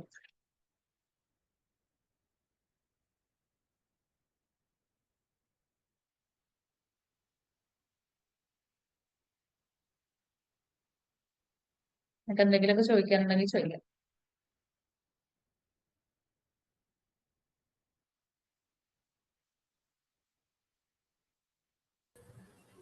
പോയോ എല്ലാവരും? മാം, ഈ കുട്ടികളുടെ ഓരോ സമയത്തെയും ബിഹേവിയർ ഡിഫറെന്റ് ആയതുകൊണ്ട് അമ്മയല്ലാതെ മറ്റൊരാൾക്ക് ഇത് ശരിപ്പെടുക്കാൻ എങ്ങനെ പറ്റും? അമ്മയോ അല്ലെങ്കിൽ ഇപ്പൊ ടീച്ചർ, സ്കൂളിലാണെങ്കിൽ ടീച്ചർ, അല്ലെങ്കിൽ തെറാപ്പി സെന്ററിലാണെങ്കിൽ അവരുമായിട്ട് നിരന്തരം ഇടപഴകുന്ന ഒരാൾക്കല്ലേ കുട്ടിയുടെ ബിഹേവിയർ കാര്യങ്ങൾ പൂർണ്ണമായിട്ട് മനസ്സിലാക്കാൻ പറ്റുള്ളൂ. പക്ഷെ അമ്മയാണെങ്കിൽ പോലും നമുക്ക് മറ്റൊരാളുടെ ഗൈഡൻസ് ഇല്ലാതെ എല്ലാ ബിഹേവിയറും ശരിപ്പെടുത്താൻ കഴിയില്ല. അപ്പൊ അവിടെയാണ് നമ്മൾ അതിൽ എക്സ്പേർട്ട് ആയിട്ടുള്ള ഒരാളെ പോയി കാണാം. ഒരു ഇപ്പൊ നമ്മൾ ഏർലി ഇന്റർവെൻഷൻ സെന്ററിലോ അല്ലെങ്കിൽ സ്പെഷ്യൽ സ്കൂളുകളിലോ തെറാപ്പി സെന്ററുകളിലോ നമ്മൾ ചെന്നിട്ട് എന്ത് ചെയ്യുക, കുട്ടിയുടെ അസസ്മെന്റ് എടുക്കണം. അപ്പോഴാണ് കുട്ടിയുടെ സ്ട്രെങ്ത് എന്താണ്, വീക്ക്നെസ് എന്താണ്, കുട്ടിക്ക് എന്തൊക്കെ പ്രോബ്ലംസ് ആണ് ഉള്ളത് നമുക്ക് മനസ്സിലാക്കാൻ പറ്റുള്ളൂ. അപ്പൊ അതിനുശേഷം നമ്മുടെ അമ്മക്ക് എത്രത്തോളം അറിയാന്നുള്ളത് പാരന്റൽ ഇന്റർവ്യൂ അവർ ആ സമയത്ത് എടുക്കുമല്ലോ. അപ്പോ നിങ്ങളെ തെറാപ്പിസ്റ്റ് എന്ത് ചെയ്യും, അവര് കൊടുക്കുന്ന മെത്തേഡും കാര്യങ്ങളൊക്കെ അവർ പറഞ്ഞു തരും. നിങ്ങൾക്ക് വീട്ടിൽ നിന്ന് എന്തൊക്കെ ചെയ്യണമെന്നും അവർ പറഞ്ഞു തരും. അപ്പൊ അത് നിങ്ങൾക്ക് വീട്ടിൽ നിന്ന് ചെയ്യാൻ പറ്റുന്ന കാര്യങ്ങൾ നിങ്ങൾ നിർബന്ധമായിട്ടും ചെയ്യണം. ഒരിക്കലും തെറാപ്പി എന്ന് പറയുന്നത് തെറാപ്പി സെന്ററിൽ മാത്രം അടങ്ങുന്ന ഒരു കാര്യമല്ല. പല പാരന്റ്സിനും അങ്ങനെ ഒരു തെറ്റിദ്ധാരണ ഉണ്ട് കേട്ടോ. അത് ഞങ്ങൾ അങ്ങോട്ട് തെറാപ്പിക്ക് വരും, ഞങ്ങൾ ഇങ്ങോട്ട് തെറാപ്പിക്ക് വേണ്ടി സ്പീച്ച് കൊടുക്കുന്നുണ്ട്, ഒട്ടി കൊടുക്കുന്നുണ്ട്, ഫിസിയോ കൊടുക്കുന്നുണ്ട്, എല്ലാം കൊടുക്കുന്നുണ്ട്. ഞാൻ കുട്ടിക്ക് ഒന്നും അറിയില്ല. എന്റെ സ്കൂളിൽ ഉണ്ടായ അനുഭവങ്ങളാണ്. നമ്മുടെ സ്കൂളിൽ മാത്രമല്ല അവർ വരിക, അവർ പല ക്ലിനിക്കുകളിലൂടെയും പല തെറാപ്പിസ്റ്റിന്റെ അടുത്തും പോകും. ഇത് പോകണ്ടെന്നല്ല പറയുന്നത്, പക്ഷെ എവിടെ കൊണ്ടുപോയാലും നമ്മളെ അടുത്ത് വന്നാലും വീട്ടിൽ നിന്ന് കുട്ടിയുടെ ഒപ്പം നിൽക്കണം. ഞാൻ പറയാം, നോർമൽ കുട്ടിയാണെങ്കിൽ സ്കൂളിൽ നിന്ന് പഠിപ്പിച്ച് വിട്ടുന്നുണ്ട്, നമ്മൾ വീട്ടിൽ നിന്ന് ആരെങ്കിലും കുട്ടീനെ പഠിപ്പിക്കാണ്ടിരിക്കുന്നുണ്ടോ? ആ പഠിപ്പിച്ച കാര്യങ്ങൾ വീട്ടിൽ നിന്ന് വായിക്കാനും പഠിക്കാനൊക്കെ നമ്മൾ പറയുന്നില്ലേ, അവർക്ക് വേണ്ട സപ്പോർട്ടുകൾ ചെയ്തു കൊടുക്കുന്നില്ലേ? ഇവരെ സംബന്ധിച്ചിടത്തോളം ഒരുപാട് സ്പെഷ്യാലിറ്റീസ് ഉള്ള മക്കളാണ്. ഇന്റലക്ച്വലി ഒക്കെ, ഓട്ടിസം അല്ല പറയുന്നത്, ഇപ്പൊ ഐഡിയ ആണെങ്കിൽ ഏത് ഡിസബിലിറ്റി ആണെങ്കിലും ഒരുപാട് സപ്പോർട്ട് ആവശ്യമുള്ള മക്കളാണ്. അപ്പൊ നമ്മൾ ഒന്നുകൂടെ ഇവരെ സപ്പോർട്ട് ചെയ്യണം കൂടെ നിന്നിട്ട്. തെറാപ്പി സെന്ററിൽ എന്താണോ ചെയ്യുന്നത് വെറുതെ അങ്ങോട്ടും ഇങ്ങോട്ടും കൊണ്ടുപോയിട്ട് കാര്യമില്ല. അവിടെ എന്താണോ ചെയ്യുന്നതെന്ന് തെറാപ്പിസ്റ്റുമായിട്ട് ഡിസ്കസ് ചെയ്തിട്ട് നമുക്ക് എന്തൊക്കെ ചെയ്യാൻ പറ്റും നമ്മൾ ആലോചിക്കണം. ഇത് ഒരു എന്താ കുട്ടിയെ ബെറ്റർ ആക്കി കൊണ്ടുവരാന്ന് പറഞ്ഞത് ആ ഒരു 45 മിനിറ്റ് അല്ലെങ്കിൽ 1 മണിക്കൂറിൽ ഒതുങ്ങുന്ന ഒരു കാര്യമല്ല. നമ്മൾ രാവിലെ എണീറ്റത് മുതൽ രാത്രി ഉറങ്ങുന്നത് വരെ ഉള്ളൊരു സംഗതിയാണ് പിന്നെ സ്പെഷ്യൽ എഡ്യൂക്കേഷൻ എന്ന് പറയുന്നത്. ഇവരെ പിന്നെ നന്നാക്കി എടുക്കണമെങ്കിൽ രാവിലെ മുതൽ വൈകുന്നേരം നമ്മൾ ഉറങ്ങുന്നത് വരെ നമ്മൾ കാര്യങ്ങൾ ചെയ്യണം. അല്ലാതെ ക്ലാസ് റൂമിനകത്ത് തെറാപ്പി സെന്ററിനകത്ത് മാത്രം ഒതുങ്ങുന്ന ഒരു കാര്യമല്ല. അപ്പൊ നമ്മുടെ മോന് അല്ലെങ്കിൽ നമ്മുടെ മോക്ക് എന്തൊക്കെ ചെയ്യാൻ പറ്റുമെന്ന് നമ്മൾ അവരുമായിട്ട് ആ പ്രൊഫഷണൽസുമായിട്ട് ഡിസ്കസ് ചെയ്യണം. അവരുടെ ഇമ്പ്രൂവ്മെന്റ് ഇടയ്ക്കിടയ്ക്ക് ചോദിച്ചു മനസ്സിലാക്കണം. അവരുടെ കറണ്ട് ലെവൽ എന്താ, ഇപ്പൊ എന്തൊക്കെയാണ് ചെയ്യുന്നത്, എന്തെങ്കിലും മാറ്റം കാണുന്നുണ്ടോ എന്നുള്ള രീതിയിലൊക്കെ ചോദിച്ചു മനസ്സിലാക്കണം. പിന്നെ പലപ്പോഴും ഇപ്പൊ ഞാൻ പറഞ്ഞപ്പോ കൂട്ടത്തിൽ പറയാണ്, പാരന്റ്സിന്റെ ഭാഗത്ത് നിന്ന് പറ്റുന്ന ചെറിയ മിസ്റ്റേക്ക് എന്താണെന്ന് വെച്ചാൽ അവരുടെ അറിവില്ലായ്മ കൊണ്ട് സംഭവിക്കുന്നതാണ്. നമ്മൾക്ക് കുട്ടി ചെറിയൊരു കാര്യം ചെയ്ത് അപ്പൊ അതിന് വലിയൊരു അച്ചീവ്മെന്റ് ആയിട്ടാണ് ഫീൽ ചെയ്യാന്നല്ലാതെ അങ്ങനെയാണ് കാണേണ്ടത്. ഇപ്പൊ ഒട്ടും പിന്നെ 35 വയസ്സായാലും ചിലപ്പോ അവര് പറയും എഴുതാനൊന്നും കഴിയില്ല, ഒന്നും എഴുതാൻ കഴിയില്ല, എത്ര കാലം സ്കൂളിൽ പോകുമ്പോഴും എഴുതില്ല എന്നൊക്കെ പറയും. പക്ഷെ ആ കുട്ടി ഒരു പെണ്ണ് പിടിച്ചിട്ടുണ്ടെങ്കിൽ ഞങ്ങൾ ഇവിടെ കിടന്ന് തുള്ളിച്ചാണ്. കാരണം എഴുതാൻ കഴിയാത്ത കുട്ടി പെണ്ണ് പിടിച്ചല്ലോ, അത് നമുക്ക് ഭയങ്കര അച്ചീവ്മെന്റാ. എഴുതണമെങ്കിൽ ആദ്യം പെണ്ണ് പിടിക്കണ്ടേ. അത് പേരന്റ്സിനോട് പറയുമ്പോ അതാണ് ഇപ്പൊ പെണ്ണ് പിടിക്കല്ലേ, എഴുതൽ തുടങ്ങിയിട്ടില്ലല്ലോ എപ്പോഴും എന്നുള്ള രീതിയിലാണ് പറയാ. എഴുതണമെങ്കിൽ ആദ്യം പെണ്ണ് പിടിക്കണ്ടേ. അതുപോലും കഴിയാത്തൊരു കുട്ടീനെ കൊണ്ട് നമ്മൾ പെണ്ണ് പിടിക്കുന്നത് ഭയങ്കര അച്ചീവ്മെന്റ് ആണ്. അപ്പൊ ചെറിയ ചെറിയ ചെറിയ കാര്യങ്ങളൊക്കെ നമ്മൾ വലിയ അച്ചീവ്മെന്റ് ആയിട്ട് കാണണം ഇവരുടെ കാര്യത്തിൽ. കാരണം വളരെ സ്ലോ ആയിട്ട് ഇവർക്ക് പ്രോഗ്രസ് ഉണ്ടാവുള്ളൂ. നമ്മൾ അതിന് ചെറിയ പ്രോഗ്രസ് ആയപ്പോ തന്നെ മോൻ ഇങ്ങനെ ചെയ്തല്ലോ എന്നൊരു കുട്ടീനെ ഭയങ്കരമായിട്ട് മോട്ടിവേറ്റ് ചെയ്യണം. അത് കുട്ടീന്റെ കോൺഫിഡൻസ് ലെവൽ കൂട്ടും. മാത്രമല്ല നമ്മുടെ സ്ട്രെസ്സും കുറെ കുറയും. നമ്മൾ ഇന്ന് ചെയ്ത് നാളത്തെ റിസൾട്ട് പ്രതീക്ഷിക്കാൻ പാടില്ല. ഒരു ചെറിയ ഗോളായാൽ പോലും അത് സെറ്റ് ചെയ്യുന്നത് മിനിമം ആണ് ഞാൻ പറയുന്നത് ഒരു 1 മന്തിനാണ്. അത് കുട്ടിയുടെ IQ ലെവലും കാര്യങ്ങളൊക്കെ അനുസരിച്ച് ചിലപ്പോൾ 3 മാസം വരെ പോകും. കുട്ടിയുടെ ലെവൽ അനുസരിച്ചിട്ടാണല്ലോ നമ്മൾ ഗോൾ സെറ്റ് ചെയ്യുക. ആ ഗോളിന്റെ ഡ്യൂറേഷൻ ചിലപ്പോൾ കുട്ടിയുടെ ലെവൽ അനുസരിച്ച് ഇപ്പൊ 3 മാസം. അതൊന്നും റെഡി ആയിട്ടില്ലെങ്കിൽ നമ്മൾ പിന്നീട് നമ്മൾ ഉപയോഗിക്കുന്ന മെത്തേഡും മെറ്റീരിയലൊക്കെ ചെക്ക് ചെയ്യും, ഇതൊന്നും കുട്ടിക്ക് ആപ്റ്റ് അല്ലേ. അപ്പൊ പിന്നെ നീണ്ടുപോകും. അപ്പൊ ചെറിയ ചെറിയ കാര്യങ്ങൾ തന്നെ നമ്മൾ ഭയങ്കരമായിട്ട് കാണണം. കുട്ടിയെ നന്നായിട്ട് പ്രോത്സാഹിപ്പിക്കണം. അതുപോലെ എനിക്ക് പറയാനുള്ളത്, ഇപ്പൊ ഞങ്ങളൊക്കെ ഈ ഫീൽഡിൽ നിൽക്കുന്നതുകൊണ്ട് പറയാം, ഇവരുടെ അടുത്ത് നിങ്ങൾ എന്താ പറയാ കുറച്ചെങ്കിലും നല്ല രീതിയിൽ സംസാരിച്ചു കഴിഞ്ഞാൽ, അതായത് ഈ റിഹാബിലിറ്റേഷൻ ഫീൽഡിൽ ഉള്ളവരോട് സംസാരിച്ചു കഴിഞ്ഞാൽ ഇവർ ചെയ്യുന്നതിനൊരു ഒരു എന്താ പറയാ താങ്ക് ഗോഡ് എന്നുള്ളൊരു ഫീൽ ഉണ്ടാവും. ഇവർക്ക് മനസ്സിലാവുന്നുണ്ടല്ലോ നമ്മൾ ചെയ്യുന്നത്. കാരണം പെട്ടെന്നൊന്നും നമ്മൾ ചെയ്യുന്നതിന് പിന്നെ ചേഞ്ച് വിസിബിൾ ആവില്ല. അപ്പൊ പാരന്റ്സിന് പലപ്പോഴും നമ്മളൊന്നും ചെയ്യുന്നില്ലേ, ഒന്നും പറഞ്ഞു കൊടുക്കുന്നില്ലേ, ഒന്നും റെഡി ആക്കുന്നില്ലേ എന്നുള്ളൊരു ഫീൽ ആയിരിക്കും ഉണ്ടാവുക. അപ്പൊ അതിൽ പാരന്റ്സ് ഒക്കെ ഉണ്ടെങ്കിൽ ദയവേത് അതൊന്ന് മനസ്സിലാക്കുക. പിന്നെ നമ്മളൊക്കെ നിരന്തരം സ്കൂൾ ഫേസ് ചെയ്യുന്ന ഒരു കാര്യമാണ്. അത് ഞാൻ സാന്ദർഭികമായിട്ട് പറഞ്ഞെന്ന് മാത്രം. അപ്പൊ എന്ത് ചേഞ്ചിനെയും നമ്മൾ വലിയ ചേഞ്ച് ആയിട്ട് കാണാം. കുട്ടികളെ നന്നായിട്ട് പ്രോത്സാഹിപ്പിക്കുക. മാം, ഏതെല്ലാം തരത്തിലാണ് ഇവർക്ക് ഈ റീഹാബിലിറ്റേഷൻ ഇപ്പം കൊടുക്കുന്നത്? കുട്ടികൾക്ക് മാത്രമല്ല ഞാൻ ചോദിക്കുന്നത്, ഓട്ടിസ്റ്റിക് ആയിട്ടുള്ള കുട്ടികളങ്ങ് വളർന്നു വരുമ്പോഴും പേരൻസിന് അവർ വിട്ടുപോകുമ്പം പിന്നെ എങ്ങനെയാണ് എന്നുള്ള ഒരു ആവലാതി എവിടെയും കാണുന്നുണ്ട്. അപ്പൊ അതിന് ഗവൺമെന്റ് ലെവലിൽ അല്ലെങ്കിൽ മറ്റ് സന്നദ്ധ സംഘടനകളുടെ പാർട്ടിൽ നിന്ന് എന്തെല്ലാം ഇതാണ് സൊസൈറ്റിക്ക് കിട്ടുന്നത്? ഗവൺമെന്റ് തലത്തിൽ തന്നെയാണ്. ഇപ്പോ പ്രൈവറ്റ് ആയിട്ട് സ്കൂളുകളും തെറാപ്പി സെന്ററുകളൊക്കെ അവൈലബിൾ ആണ്. ഇവർക്ക് പിന്നെ ട്രെയിനിങ്ങും തെറാപ്പീസും ഒക്കെ കൊടുക്കുന്നത്. പക്ഷെ അതേസമയം ഗവൺമെന്റ് തലത്തിലുണ്ട്. ഇപ്പൊ ഞാൻ വർക്ക് ചെയ്യുന്ന സ്ഥാപനമൊക്കെ ഗവൺമെന്റിന്റെയാണ്, പിന്നെ ലോക്കൽ ഗവൺമെന്റിന്റെയാണ്, പിന്നെ പഞ്ചായത്തിന്റെ കീഴിൽ എല്ലാ പഞ്ചായത്തുകളുടെ കീഴിലുണ്ട് ബഡ് സ്കൂളുകൾ. ബഡ് സ്കൂളിലെ ആളാണോ അപ്പം? ഞാൻ പഠിച്ച സ്കൂളിലെ ടീച്ചറാണ്. ഞാൻ ബാലാവകാശ കമ്മീഷന്റെ രജിസ്ട്രാറാണ്. പക്ഷെ എനിക്ക് ഈ മേഖലയിലോട്ട് അങ്ങോട്ട് കൂടുതൽ എനിക്ക് അറിവ് ഇരിക്കാൻ സമയം കിട്ടുന്നില്ല. അതുകൊണ്ടാണ് ഞാൻ മാമിനോട് തന്നെ അത് ചോദിച്ചത്. ശരി. പിന്നെ ഗവൺമെന്റ് തലത്തിൽ ഇതുപോലെ PRCകൾ ഉണ്ടല്ലോ, ബ്ലോക്ക് റിസോഴ്സ് സെന്റർ. അവിടെ ഉണ്ട്. അവിടെ തെറാപ്പി സെന്ററുകൾ ഉണ്ടാവും, ഓട്ടിസം സെന്ററുകളുണ്ട്. അപ്പൊ അവിടെ പിന്നെ ഇതുപോലെ സ്പെഷ്യൽ എഡ്യൂക്കേറ്റർ ഉണ്ട്, സ്പീച്ച് തെറാപ്പിസ്റ്റ് ഉണ്ട്, ഒക്യുപേഷണൽ തെറാപ്പി സേവനങ്ങൾ ലഭ്യമാണ്, ഫിസിയോതെറാപ്പി ഉണ്ട്. അത് ആ സ്ഥാപനത്തിന്റെ അനുസരിച്ചിരിക്കും. ഉറപ്പായിട്ടും പുതിയതായിട്ട് തുടങ്ങുന്ന സ്ഥാപനങ്ങളിൽ സ്പെഷ്യൽ എഡ്യൂക്കേറ്റർ മാത്രമേ ഉണ്ടാവുള്ളൂ. പക്ഷെ കുറച്ച് കാലങ്ങളൊക്കെ സ്പെഷ്യൽ സ്കൂളിലായപ്പോഴും തെറാപ്പി സെന്ററുകളിലായപ്പോഴും കാലക്രമേണ അവിടെ എല്ലാം മൾട്ടി ഡിസിപ്ലിനറി ടീം വേണമെന്ന് നിർബന്ധമാണ്. പിന്നെ നമ്മുടെ ഒരു എന്താ പറയാ പ്രായോഗികത എന്ന് പറയുന്ന സംഗതി ഉണ്ടല്ലോ, നമ്മുടെ സിസ്റ്റത്തിന്റെ ഒരു ചില പരിമിതികൾ കാരണമാണ് ഇപ്പൊ അതൊന്നും ലഭ്യമല്ലാത്തത്. പക്ഷെ സെന്ററുകൾ വന്നുകൊണ്ടിരിക്കുന്നുണ്ട്. ബ്ലോക്ക് റിസർവ് സെന്ററിലൊക്കെ എല്ലായിടത്തും ഉണ്ട്, ഓട്ടിസം സെന്ററുകൾ ഉണ്ട്. അവിടെയൊക്കെ ഈ തെറാപ്പി സേവനങ്ങളും ലഭ്യമാണ്. ഞാൻ പറഞ്ഞത് പിന്നെ ഇപ്പൊ നമ്മുടെ മലപ്പുറത്ത് 68ഓളം ബഡ്സ് സ്കൂളുകളുണ്ട് മലപ്പുറം ജില്ലയിൽ. ഓരോ പഞ്ചായത്തിലും ബഡ്സ് സ്കൂളാണ് ഉണ്ടാവുക.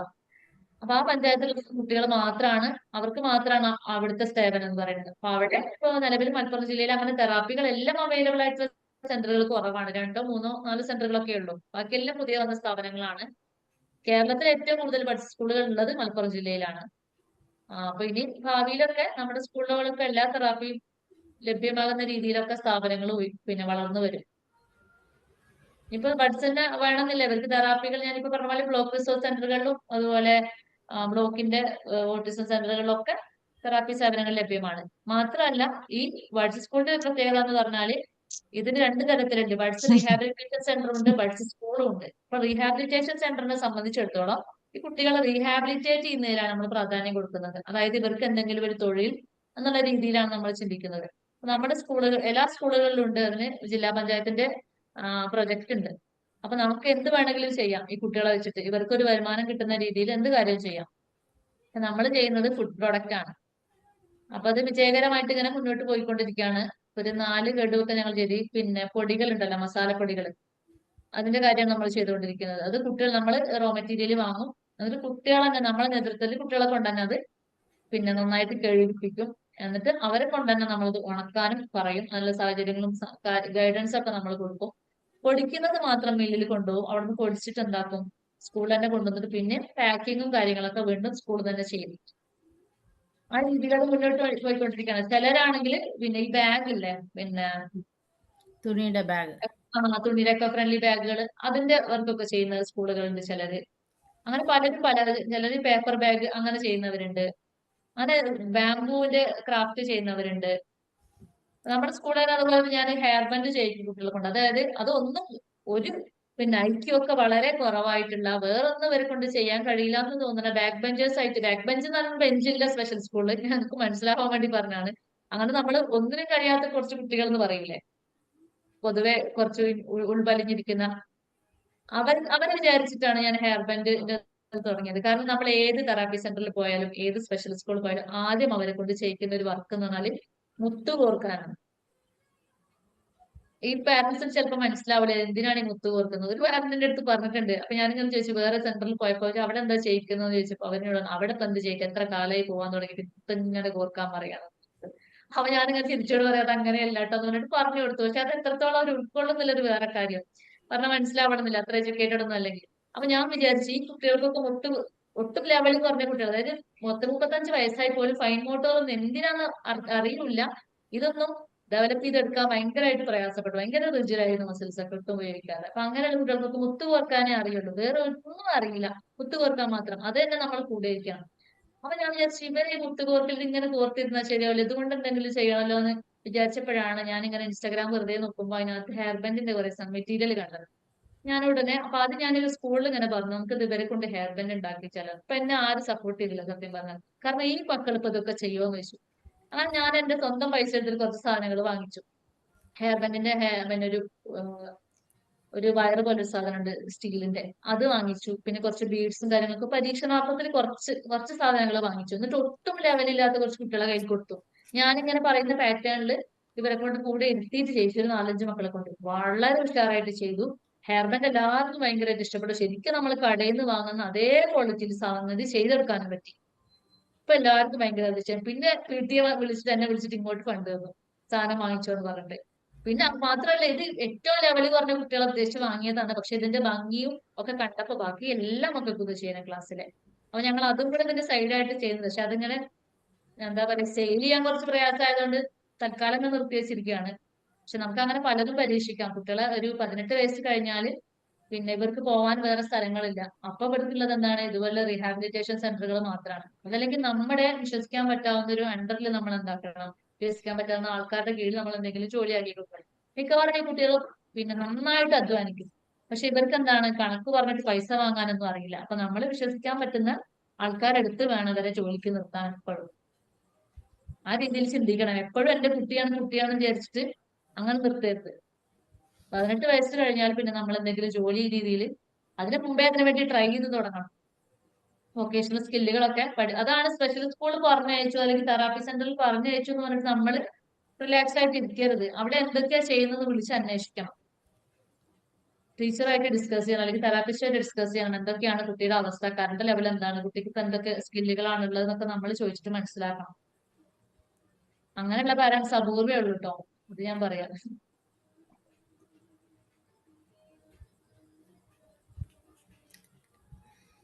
നാഷണൽ ലെവലില് ഫണ്ടും ബാക്കിയും ഒക്കെ ഉണ്ടല്ലോ, എന്നിട്ട് ഉണ്ട്, അതൊന്നും ഉണ്ട്. ഇവർക്ക് വേണ്ടി ചെലവാക്കുന്ന ഒരവസ്ഥ വരുന്നില്ലേ എന്നുള്ളതാണ് മാം എൻ്റെ. അവിടെയൊക്കെ പാരന്റ്സ് ഇടപെട്ട് സംസാരിക്കണം ഇവരുടെ റൈറ്റ്സിന് വേണ്ടിയിട്ട്. അല്ല പാരന്റ്സ് എനിക്ക് എൻ്റെ ഫ്രണ്ടിൽ തന്നെ ഇപ്പം ഏറ്റവും ലേറ്റസ്റ്റ് ആയിട്ട് വന്നിരിക്കുന്ന ഒരു സംഭവം എന്ന് പറയുന്നത് പിന്നെ ടൈപ്പ് 1 ഡയബറ്റിക്സ്. ആ സ്റ്റുഡൻസിന് ഈ നമ്മുടെ RPWD ആക്ട് പ്രകാരമുള്ള ഡിസബിലിറ്റിയിൽ ഒരു കാറ്റഗറി ആയിട്ട് ചേർക്കണമെന്നും പറഞ്ഞ് റിക്വസ്റ്റ് തരികയും പേരൻസ് നാലുപാട് ഓടുകയും ചെയ്യുന്നുണ്ട്. ബട്ട് ഗവൺമെൻറ് ലെവലിൽ നിന്നോ, അല്ലെങ്കിൽ ഞാൻ ക്രിറ്റിസൈസ് ചെയ്യുന്നത് ശരിയല്ല, കാരണം ഗവൺമെൻറ്റിൻ്റെ സീനിയർ ലെവൽ ഓഫീസർ ആയിട്ട് കൂടിയും ഞാനത് പറയുന്നത് ശരിയല്ല, പക്ഷെ പറഞ്ഞു പോവുകയാണ്. എങ്ങുന്നോ അവർക്കൊരു സഹായഹസ്തം കിട്ടുന്നില്ല. ആകെ ബാലാവകാശ കമ്മീഷനാണ് ആ കുട്ടികൾ പിന്നെ സിറിഞ്ച് ഉപയോഗിക്കുന്നതിനും ഒക്കെ ഒരു സെപ്പറേറ്റ് റൂമും ഒരു ടീച്ചറിൻ്റെ സൂപ്പർവൈസിങ്ങും വേണം എന്നെങ്കിലും പറഞ്ഞിരിക്കുന്നത്. അല്ലാതെ വേറെ എവിടുന്നും ഇങ്ങനെ ഒരു ഇത്, പെൺകുട്ടികളായാലും ആൺകുട്ടികളായാലും ബാത്റൂമിൽ പോയി നിന്ന് ഇൻസുലിൻ എടുത്തിട്ട് വരിക എന്ന് പറയുന്നത് എത്രത്തോളം ഹൈജീനിക് ആണ്. ലെവൽ അറിയാൻ പറ്റുമോ കൊച്ചുകുട്ടികൾക്കൊക്കെ എത്രയും പിന്നെ ഇത് ഇൻസുലിൻ എടുക്കണം എന്നുള്ളത്? ഇതൊക്കെ ഇപ്പോഴും A to C, അത് നോർമൽ പിള്ളേരായിരുന്നുണ്ട്, മനസ്സിലായോ? ബാക്കി ഇങ്ങനെ ചലഞ്ചിൽ അല്ലാത്ത കുട്ടികളായിരുന്നിട്ട് കൂടി എന്നിട്ട് അവർക്കൊരു സഹായഹസ്തം കൊടുക്കാൻ ആളില്ലാതെ വരുമ്പം ഈ കുട്ടികളുടെ കാര്യം എവിടെയെന്നാണ് എൻ്റെ വറി. അതെ, ഇപ്പൊ കുറെ മെച്ചപ്പെട്ടിട്ടുണ്ട്. ബഡ്സ് സ്കൂളുകൾ വന്നിട്ട് തന്നെ അധികം ഒന്നും ആയിട്ടില്ല. കുറെ എനിക്ക് 2009 ശരിക്കും ഓർമ്മയില്ല, ആ സമയത്തൊക്കെയാ വരുന്നത്. പക്ഷെ അന്നൊക്കെ 1, 2, 3 ബഡ്സ് സ്കൂളുകളൊക്കെ ഉള്ളൂ. പക്ഷെ ഇപ്പൊ ഒക്കെ ഒരുപാട് ബഡ്സ് സ്കൂളുകളൊക്കെ വന്നു. അങ്ങനെ കാലക്രമേണ മാറ്റങ്ങൾ വരും. ഇപ്പൊ അന്നൊന്നും ഇവർക്ക് എന്താണ് കലാമേളകളോ അങ്ങനൊന്നും ഉണ്ടായിരുന്നില്ല. അപ്പൊ അതിലൊക്കെ കുറെ മാറ്റം വന്നിട്ടുണ്ട്. ഇവർക്ക് തന്നെ പങ്കെടുക്കാവുന്ന കലാമേളകളുണ്ട്. പഞ്ചായത്ത് തലത്തിലുണ്ട്, ബ്ലോക്ക് തലത്തിലുണ്ട്, ജില്ലാ തലത്തിലുണ്ട്, സ്റ്റേറ്റ് തലത്തിലുണ്ട്. അതുപോലെ സ്പോർട്സ് നടക്കുന്നുണ്ട്. ഇവരുടെ ഉണ്ടാക്കിയ പിന്നെ ഉൽപ്പന്നങ്ങൾ വിൽക്കാനായിട്ട്, ഇപ്പൊ പഠിച്ചുന്ന കുട്ടികൾ ഉണ്ടാക്കുന്ന ഉൽപ്പന്നങ്ങൾ വിൽക്കാനായിട്ട് ട്രസ്റ്റ് ഷോപ്പുകൾ ഉണ്ട്. അതായത് എവിടെ നമുക്ക് അതിനുള്ള ഫണ്ട് കിട്ടും, പിന്നെ ജില്ലാ പഞ്ചായത്ത്. അപ്പൊ ഒരു ട്രസ്റ്റ് ഷോപ്പ് നമുക്ക് ഏറ്റവും കൂടുതൽ ആള് കൂടുന്ന സ്ഥലത്ത്, അതായത് പിന്നെ ഹോസ്പിറ്റലിന്റെ അടുത്തോ അങ്ങനെയുള്ള ടൗണിലെ ഏരിയയിൽ എവിടെയെങ്കിലും ഒരു ഷെൽഫ് പോലെ ഉണ്ടാവും അത്, ട്രസ്റ്റ് ഷോപ്പ്. അപ്പൊ അതിനകത്ത് നമ്മുടെ മെറ്റീരിയൽ ഒക്കെ വെക്കാം. നമുക്ക് ഒരുപാട് പിന്നെ സംഗതികൾ ഇങ്ങനെ ഇതുപോലെ വിൽക്കാനുണ്ടെങ്കിൽ അങ്ങനെ വെക്കാം. അത് ഈ മക്കളെ സപ്പോർട്ട് ചെയ്യാൻ വേണ്ടിയിട്ടാണ്. അതുപോലെ കോഫി വെൻഡിങ് മെഷീൻ അതുപോലുള്ള സംഗതികൾക്കൊക്കെ വേണമെങ്കിൽ നമ്മൾ റിക്വസ്റ്റ് കൊടുത്താൽ കിട്ടും. അത് മക്കളെ കൊണ്ട് ചെയ്യിക്കണം. പക്ഷെ അവിടെയൊക്കെ എന്താന്ന് വെച്ചാല് ഇപ്പൊ പിന്നെ കുറെ ഉണ്ട്, ഗൂഗിൾ പേ ഉള്ളത് കൊണ്ടേ നമുക്ക് ആ സ്കാനറിന് പുറത്ത് വെച്ചാൽ മതി. അതല്ലെങ്കിൽ കുട്ടികൾക്ക് പൈസയുടെ ഇടപാടൊന്നും വല്ലാതെ അറിയില്ലല്ലോ. അപ്പൊ ഒക്കെ ആൾക്കാർ പറ്റിച്ചു. നമ്മൾ വിചാരിക്കും എല്ലാവരും ഇങ്ങനെയുള്ള കുട്ടികളല്ലേ പറ്റിക്കൂല, അങ്ങനെയൊന്നുമല്ല. എന്റെ അറിവിലുണ്ട്. ഇപ്പൊ നമ്മളൊക്കെ സ്കൂളിൽ ആദ്യം വർക്ക് ചെയ്ത സമയത്തൊക്കെ അവിടെ ഒരു മോന് നന്നായിട്ട് പണിയെടുക്കും. ഈ പിന്നെ കൂലിപ്പണികളൊക്കെ ഉണ്ടല്ലോ, അവനെ കൊണ്ട് നന്നായിട്ട് ശാരീരികമായിട്ട് അധ്വാനിക്കാൻ കഴിയും. അവിടെ നന്നായിട്ട് പണിയെടുക്കും. അതായത് ഒരു 1000 രൂപയുടെ പണിയൊക്കെ അവൻ എടുക്കും. പക്ഷെ 100 രൂപ കൊടുത്തിട്ട് ആൾക്കാർ പറ്റിക്കും. അങ്ങനെയൊക്കെ ഉണ്ട്. അപ്പൊ അതൊക്കെ വെച്ച് നോക്കുമ്പോൾ നമുക്ക് ഇങ്ങനെയുള്ള ഗവൺമെന്റ് തലത്തിലൊക്കെ സ്വയം തൊഴിലും അങ്ങനെയൊക്കെ മാർഗങ്ങളുണ്ട്. പക്ഷെ അവിടെ നമ്മുടെ ഒരു ഗൈഡൻസ് വേണം, പാരന്റ്സിന്റെയോ അല്ലെങ്കിൽ ടീച്ചേഴ്സിന്റെയോ വിശ്വസിക്കാൻ പറ്റാവുന്ന ഒരു പിന്നെ വ്യക്തികളുടെയോ കൂട്ടായ്മകളുടെയോ ഒക്കെ അണ്ടറിലാവണം അത് ചെയ്യുന്നത്. സംഗതികൾ എന്തൊക്കെ പണ്ടത്തെ നോക്കുമ്പോൾ ഒരുപാട് ബെറ്റർ ആണ് കാര്യങ്ങൾ. മാത്രമല്ല സമൂഹം ഇവര് നോക്കുന്ന ആ ഒരു കാഴ്ചപ്പാടിൽ തന്നെ ഒരുപാട് വ്യത്യാസം വന്നിട്ടുണ്ട്. ഇപ്പൊ നമ്മളെയൊക്കെ ഒരുപാട് കളിയാക്കിയിട്ടുണ്ട്, ബുദ്ധിയില്ലാത്ത കുട്ടികളാണ് പഠിപ്പിക്കാൻ പോകുന്നതെന്ന് വെച്ചിട്ട് നമ്മൾ ഈ കോഴ്സ് പഠിക്കുമ്പോഴൊക്കെ അങ്ങനെ കളിയാക്കാൻ വന്നിട്ടുണ്ട്. പക്ഷെ അതേ സമയം ഇപ്പൊ ആൾക്കാരൊക്കെ ഭയങ്കര റെസ്പെക്റ്റിലാണ് ഇപ്പൊ പെരുമാറുന്നത്. ഭയങ്കരമായിട്ട് റെസ്പെക്ട്. ആ ഒരു ചേഞ്ചാ പറയുന്നത്, സമൂഹത്തിന്റെ ഒരു ചേഞ്ചാണ് ഇങ്ങനെ ആലോചിക്കുന്നത്. ഇപ്പൊ ഇൻസ്റ്റാഗ്രാമിലാണെങ്കിലും സ്കൂളുമായിട്ട് റിലേറ്റഡ് ആയിട്ട് അങ്ങനെ എന്തെങ്കിലുമൊക്കെ വീഡിയോ ഷെയർ ചെയ്യുമ്പോൾ അങ്ങനെ ഇതിനെപ്പറ്റി കൂടുതൽ അന്വേഷിക്കാൻ ആൾക്കാർ തുടങ്ങി. അപ്പൊ അതൊക്കെ സമൂഹം ഇവരെ കൂടുതൽ അറിയുന്നതുകൊണ്ടും ചേർത്ത് പിടിക്കുന്നതുകൊണ്ടല്ലേ. എല്ലാ രംഗത്തും കാലക്രമേണ ചേഞ്ചുകൾ വരും. എത്രയോ ബെറ്റർ ആയിട്ടുണ്ട്. ഇപ്പൊ നമ്മളിങ്ങനെ അല്ല, നോക്കി ഒത്തിരിയും കാണുമ്പോൾ ബെറ്റർ ആയിട്ടുണ്ട്, അതെനിക്ക് മനസ്സിലാവുന്നുണ്ട്. ബട്ട് സ്റ്റിൽ അഗെയിൻ ഞാനൊരു പേഴ്സണൽ ഇൻസ്റ്റൻസ് പറയാം. പക്ഷെ മാമോ ഇതിനകത്ത് ഇരിക്കുന്ന ഒരു ഇത് ലീക്ക് ഔട്ട് ചെയ്യരുത്, കാരണം ഞാൻ ഗവൺമെന്റിന്റെ പാർട്ടാണ്. അതുകൊണ്ട് ഞാൻ പറഞ്ഞു പോകുന്ന റിക്വസ്റ്റ് ആണ്. നമ്മുടെ ഇൻസ്റ്റിറ്റ്യൂഷനിൽ നിന്ന് മുതുകാടിന്റെ ഡിഫറെൻ്റ് ആർട്ട് സെൻറ്ററിൽ ഒരു ദിവസം ഞങ്ങൾ പോയി. ഇതേപോലെ തന്നെ കഴിഞ്ഞതിൻ്റെ അങ്ങേ വികലാംഗ ദിനത്തിൽ ബഡ് സ്കൂളിലെ കുട്ടികൾക്ക് ഒരു ഫുഡ് ബാക്കിയൊക്കെ ആയിട്ട് അവിടെ അറേഞ്ച് ചെയ്ത് നമ്മളെല്ലാവരും കൂടെ പോയതാണ്. അവിടെ ചെല്ലുമ്പോൾ അവരുടെ ചെറിയ ഓഡിറ്റോറിയത്തിലാണ് ഇത് നടന്നത്. അവിടെ എനിക്ക് കാണാൻ പറ്റിയ ഒരു സംഭവം എന്ന് പറയുന്നത്, ഈ ഓഡിറ്റോറിയത്തിലോട്ട് കയറാൻ ഇത്രയും വയ്യാത്ത കുട്ടികളുണ്ടായിട്ട് ഒരു റെയിൽസ് പോലും ഇല്ല. വൻ പടിയാണ്. ടീച്ചേഴ്സ് എന്ന് പറയുമ്പം ഒരു 40 ഇയേഴ്സ് കഴിഞ്ഞ ഒരു ലേഡിക്ക് ഈ കുട്ടികളെ താങ്ങിക്കൊണ്ട് പോവുക എന്ന് പറയുന്ന ട്രൈസം തന്നെയാണ്. കുറച്ചുകൂടെ യങ്ങറി ചിലപ്പം പറ്റുമായിരിക്കും. പിന്നെ ഏജ് ആവും തോറും മദറായാലും ഫാദറായാലും ഇതിനെ അറ്റൻഡ് ചെയ്യുന്ന ആരായാലും തന്നെ ഇറ്റ് ഈസ് വെരി ഡിഫിക്കൽട്ട്. എന്നിട്ട് കൂടിയും അവിടെ ഒരു റെയിൽസ് ഇല്ല എന്ന് പറയുമ്പോൾ എനിക്ക് വല്ലാണ്ട് തോന്നി. ടീച്ചേഴ്സ് ഇങ്ങനെ ആ കുട്ടികളെ പൊക്കി എടുത്ത് കൊണ്ടുപോകേണ്ടി വന്നപ്പോൾ ഞാൻ ആ റിക്വസ്റ്റ് അപ്പം തന്നെ അവരുടെ സൈറ്റിലിട്ടു. I am ready to give rails and all എന്നുള്ള രീതിക്ക് കിട്ടിയിട്ട് പോലും എനിക്കൊരു മറുപടി വന്നില്ല. അത് നമ്മളിങ്ങനെ ഒരു പബ്ലിക് പ്ലാറ്റ്ഫോമിൽ വന്നിട്ട് എത്രത്തോളം ഡിസ്കസ് ചെയ്യാൻ പറ്റും എന്ന് എനിക്കൊരു സംശയമുണ്ട്. നമ്മൾക്ക് അത്ര നല്ലൊരു പോസിറ്റീവ് ഞാനത് പോസിറ്റീവ്ലി തന്നെയാണ്. അത് മാത്രമല്ല, ഞാനും ഒരു ഡിഫറെൻ്റ്ലി ഏബിൾഡ് ആണ്. ഞാൻ ലെഫ്റ്റ് ഹാൻഡ് റൈറ്റർ ആണ്. എനിക്ക് സെറിബ്രൽ പൾസി ജനിച്ചപ്പോഴേ ഉള്ളതാണ്. ഞാൻ എൻ്റെ റൈറ്റ് സൈഡിന് വീക്ക്നെസ് ഉണ്ട്. ബട്ട് അഗെയിൻ ഞാൻ എല്ലാം കഴിഞ്ഞു. ഗവൺമെൻറ്റിൽ തന്നെ എനിക്ക് കിട്ടി. അതുകൊണ്ട് എനിക്ക് റീഹാബിലിറ്റേഷൻ അല്ലെങ്കിൽ എൻ്റെ പേരൻസോ ബാക്കി ആരും തന്നെ എൻ്റെ ഈ ഒരു ഡിസബിലിറ്റി കൊണ്ട് കൂടുതൽ കഷ്ടപ്പെട്ടിട്ടില്ല എന്നുള്ളൊരു ആത്മവിശ്വാസവും എനിക്കുണ്ട്.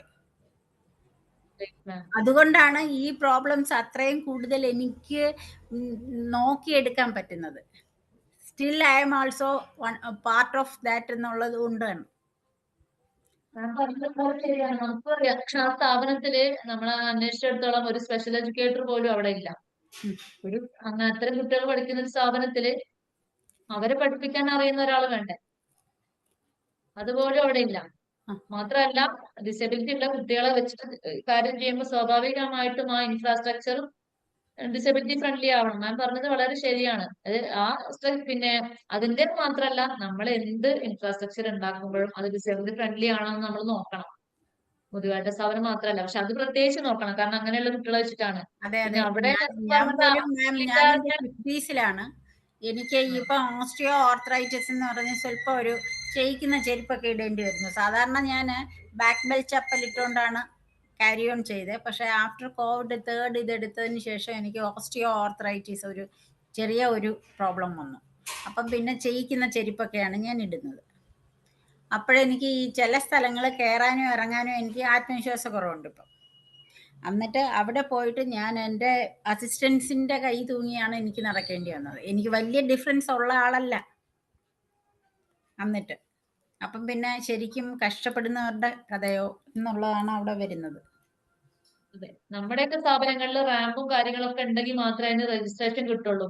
RPWയുടെ രജിസ്ട്രേഷൻ കിട്ടണമെങ്കിൽ സ്ഥാപനത്തിന് മസ്റ്റ് ആയിട്ടും വേണം. അപ്പൊ അത് കിട്ടണമെങ്കിൽ ഇതേപോലെ ബാത്റൂം, നമ്മുടെ മൊത്തത്തിലുള്ള ഇൻഫ്രാസ്ട്രക്ചർ, ക്ലാസ് റൂമിന്റെ വലിപ്പം, സ്ക്വയർ ഫീറ്റ്, ഇതെല്ലാം നോക്കും.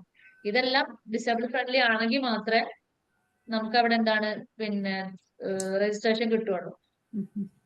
പിന്നെ ഈ സ്ഥാപനം ഇപ്പൊ മാം പറഞ്ഞ ഈ സ്ഥാപനം എന്ന് പറഞ്ഞാൽ മുതുകാടിന്റെ ഒരു പോപ്പുലാരിറ്റി വെച്ചിട്ട് അങ്ങനെ കൊണ്ടുപോകുന്നതാണ്. കാരണം അത്ര പ്രയാസമുള്ള കുട്ടികളൊന്നും അല്ല അവിടെ ഉള്ളത്. അവിടെ ഡൗൺ സിൻഡ്രോം ഉള്ള കുട്ടികളാണ്. അവര് അത്യാവശ്യം ട്രെയിനബിൾ ആണ്, എഡ്യൂക്കബിൾ ആണ്, കാര്യങ്ങൾ പെട്ടെന്ന് ഗ്രാസ്പ് ചെയ്യാൻ പറ്റുന്ന കുട്ടികളാണ്. അവരെ വെച്ചിട്ട് അവരെന്തെങ്കിലും പഠിപ്പിക്കുക ഭയങ്കര വലിയൊരു സംഗതിയൊന്നും അല്ല. പക്ഷെ അത് അവനവന്റെ പോപ്പുലാരിറ്റി വെച്ചിട്ട് ഞങ്ങൾ ഡിസബിലിറ്റിക്കാർക്ക് വേണ്ടി എന്തോ ചെയ്യുന്നു എന്നൊക്കെ പറഞ്ഞിട്ടുള്ളൊരു ചിത്രം ഉണ്ടാക്കിയെടുക്കാന്നുള്ള രീതിയിലൊക്കെയാണ് എനിക്കതാണ് മനസ്സിലാവുന്നത് പൊതുവെ എല്ലാം കാണുമ്പോൾ. കാരണം ഒരുപാട് സിവിയർ ഉള്ള കുട്ടികളൊന്നും അവർക്ക് അഡ്മിഷൻ കൊടുക്കുന്നില്ല അവിടെ. അങ്ങനെയൊക്കെ ഉണ്ട് പ്രയാസങ്ങൾ. അത് ആ ഒരു സ്ഥാപനത്തിന് വെച്ച് നമ്മളെല്ലാം വിലയിരുത്താൻ പാടില്ല. അദ്ദേഹത്തിന് ആ ഒരു സ്ഥാനത്ത് നിന്ന് ഒരുപാട് കാര്യങ്ങൾ ചെയ്യാൻ പറ്റും. ഞാൻ പറഞ്ഞതുപോലെ മിനിമം ഒരു റാമ്പ് പോലും ഇല്ല എന്നൊക്കെ പറയുമ്പോൾ വളരെ കഷ്ടമാണ്. ഞാനത് അദ്ദേഹത്തിനെ കുറ്റപ്പെടുത്തിയല്ല ഞാനത് ചെയ്തത്. പക്ഷേ എന്നിട്ട് പോലും I never got a reply even now. Okay, Shafeeda ma'am, നമുക്ക് വൈൻഡപ്പിലേക്ക് പോയാലോ? ഓക്കെ, വേറെ ആർക്കെങ്കിലും എന്തെങ്കിലും സംശയങ്ങളുണ്ടോ? അതേപോലെ തന്നെ ഞാൻ നേരത്തെ ഇവിടെ പറഞ്ഞിട്ടുണ്ടായിരുന്നു, മാമിന്റെ കീഴിലായിട്ട് നമ്മളൊരു ഓട്ടിസം മാനേജ്മെന്റ് എന്നുള്ള ഒരു കോഴ്സ് നമ്മൾ ഫെബ്രുവരി 4 മുതൽ നമ്മൾ സ്റ്റാർട്ട് ചെയ്യുന്നുണ്ട്. അതിന്റെ മൊഡ്യൂളാണ് ഇവിടെ കൊടുത്തിട്ടുള്ളത്. ഷഫീദ മാം ഇതൊന്ന് എക്സ്പ്ലെയിൻ ചെയ്യാമോ? ഈ സിലബസ് നമ്മളുടെ കാണുന്നുണ്ടോ? ഇതിനകത്ത് നമ്മൾ ഹിസ്റ്ററി പറയുന്നത് എങ്ങനെയാണ് അതിന്റെ റെവല്യൂഷൻ വന്നത്, ഓട്ടിസം അതെ അതെ, ടേം വന്നത്, അങ്ങനെയുള്ള കാര്യങ്ങളൊക്കെ, അതുപോലെ ആരാണത് കണ്ടുപിടിച്ചത്, അത്തരത്തിലുള്ള കാര്യങ്ങളൊക്കെയാണ് അതിനകത്ത് പറയുന്നത്. പിന്നെ വാട്ട് ഈസ് ഓട്ടിസം എന്ന് പറയുന്നത്, നമ്മൾ ഓട്ടിസം എന്താണ്, അതിന്റെ ക്യാരക്ടറിസ്റ്റിക്സ്, ടൈപ്സ്, അതിന്റെ കോക്കറിങ് കണ്ടീഷൻസ് എന്തൊക്കെയാണ്, അങ്ങനെയുള്ള സംഗതികളൊക്കെ. അതുപോലെ മൂന്നാമത്തെ ദിവസം നമ്മൾ പറയുന്നത് ക്ലിനിക്കൽ ഫീച്ചേഴ്സ് ആൻഡ് ഡയഗ്നോസിസ്, ഇവരുടെ എന്തൊക്കെയാണ്, അല്ലെങ്കിൽ അതിന്റെ science and symptoms of autism, പിന്നെ ഡയഗ്നോസ്റ്റിക് ടൂളുകൾ, പിന്നെ ഏർലി ഇന്റർവെൻഷൻ, അങ്ങനെയുള്ള സംഗതികളൊക്കെയാണ് അതിൽ ഡിസ്കസ് ചെയ്യുന്നത്. പിന്നെ ഹിസ്റ്ററി ടേക്കിംഗ്, ഇപ്പൊ ഏതൊരു കുട്ടിയെ നമുക്ക് കിട്ടിയാലും എന്ത് ചെയ്യണം, കുട്ടിയുടെ ഹിസ്റ്ററി നമ്മൾ എടുക്കണം, എന്നാൽ മാത്രമേ കുട്ടിക്ക് എന്ത് ചെയ്യാൻ പറ്റുള്ളൂ, കുട്ടിയുടെ ലെവൽ എങ്ങനെയാണ്, അങ്ങനെയുള്ള കാര്യങ്ങളൊക്കെ നമുക്ക് മനസ്സിലാവുക. അപ്പൊ അത് ഹിസ്റ്ററി ടേക്കിങ്ങിലാണ് അത് എടുക്കുക. അത് കഴിഞ്ഞാലാണ് നമ്മൾ എന്ത് ചെയ്യുക, കുട്ടിയുടെ പ്രോബ്ലംസ് ഒക്കെ മനസ്സിലാക്കാൻ പറ്റുക.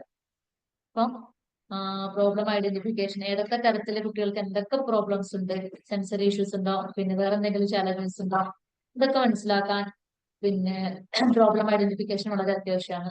അപ്പൊ ആ ഒരു കാര്യമാണ് അതിൽ ഡിസ്കസ് ചെയ്യുന്നത്. പിന്നെ മാനേജ്മെന്റ് ഓഫ് ഓട്ടിസം, എങ്ങനെയൊക്കെയാണ് നമ്മൾ ഇവരെ അപ്രോച്ച് ചെയ്യുന്നത്, എന്തെല്ലാം ആക്ടിവിറ്റീസും കാര്യങ്ങളൊക്കെയാണ് നമ്മൾ കൊടുക്കേണ്ടത്. ഇപ്പോൾ സ്പീച്ച് പ്രോബ്ലം, അല്ലെങ്കിൽ language problem, communication problem, sensory issues, fine മോട്ടോറിലെ പ്രശ്നങ്ങൾ, അങ്ങനെയുള്ളവർക്കൊക്കെ എങ്ങനെയൊക്കെയാണ് നമ്മളത് പിന്നെ മാനേജ് ചെയ്യാൻ, ഇതൊക്കെ ചെയ്യണം എന്നുള്ളത്. അതുപോലെ ആക്ടിവിറ്റി അനാലിസിസ്, ഒരുപാട് ആക്ടിവിറ്റീസ് ഉണ്ട്, പക്ഷെ അത് വെറുതെ ഷവർ പോലെ അങ്ങനെ വാരി വലിച്ച് നമുക്ക് തോന്നുന്ന പോലെ അങ്ങനെ കൊടുക്കാൻ പറ്റില്ല. ആക്ടിവിറ്റീസ് കൊടുക്കുമ്പോൾ നമ്മൾ എന്തൊക്കെ ശ്രദ്ധിക്കണം, പിന്നെ ആർക്കൊക്കെ എങ്ങനെയൊക്കെയാണ് ആക്ടിവിറ്റീസ് കൊടുക്കുക എന്നുള്ള രീതിയിലുള്ള കാര്യങ്ങളൊക്കെയാണ്. ജെൻഡർ ബേസ്ഡ് ആയിട്ടും ഗോൾ അപ്രോപ്രിയേറ്റഡ് ആയിട്ടും ഏജ് അപ്രോപ്രിയേറ്റഡ് ആയിട്ടും ഒക്കെയാണ് നമ്മൾ ഗോൾസ് സെറ്റ് ചെയ്യുന്നത്. അപ്പൊ അങ്ങനെയുള്ള കാര്യങ്ങളൊക്കെയാണ് ആക്ടിവിറ്റി അനാലിസിസിൽ നമ്മൾ ഡിസ്കസ് ചെയ്യുന്നത്. അതിന്റെ ലാസ്റ്റ് നമ്മൾ പറയാൻ പോകുന്നത് വിർച്വൽ ഓട്ടിസം. അതുപോലെ നമ്മൾ ഒരുപാട് കേട്ടിട്ടുള്ള ടൈമാണ് ഇപ്പോൾ വിർച്വൽ ഓട്ടിസം ഒക്കെ, കൊറോണയ്ക്ക് ശേഷം. അപ്പൊ വിർച്വൽ ഓട്ടിസം എന്താണ്, ഓട്ടിസം എന്താണ്, അതിന്റെ ഡിഫറൻസസ് എന്താണ്, അങ്ങനെയുള്ള കാര്യങ്ങളാണ് അതിനകത്ത് നമ്മൾ പറയാൻ പോകുന്നത്. ഇതിനെയാണ് നമ്മുടെ സിലബസ്. ഓക്കെ. അപ്പൊ എന്തായാലും സന്തോഷം. ഓട്ടിസത്തെ കുറിച്ചിട്ട് നമ്മൾ 2 സെഷനുകളിലൂടെ ഒരു ഇൻട്രൊഡക്ഷൻ വളരെ വിശാലമായിട്ട് തന്നെ വളരെ ഇൻഫോർമേറ്റീവ് ആയിട്ട് നമുക്ക് നൽകാൻ പറ്റിയിട്ടുണ്ട്. അപ്പോൾ അത് നിങ്ങൾക്ക് ഉപകാരപ്പെട്ടതിൽ അതിയായ സന്തോഷമുണ്ട്.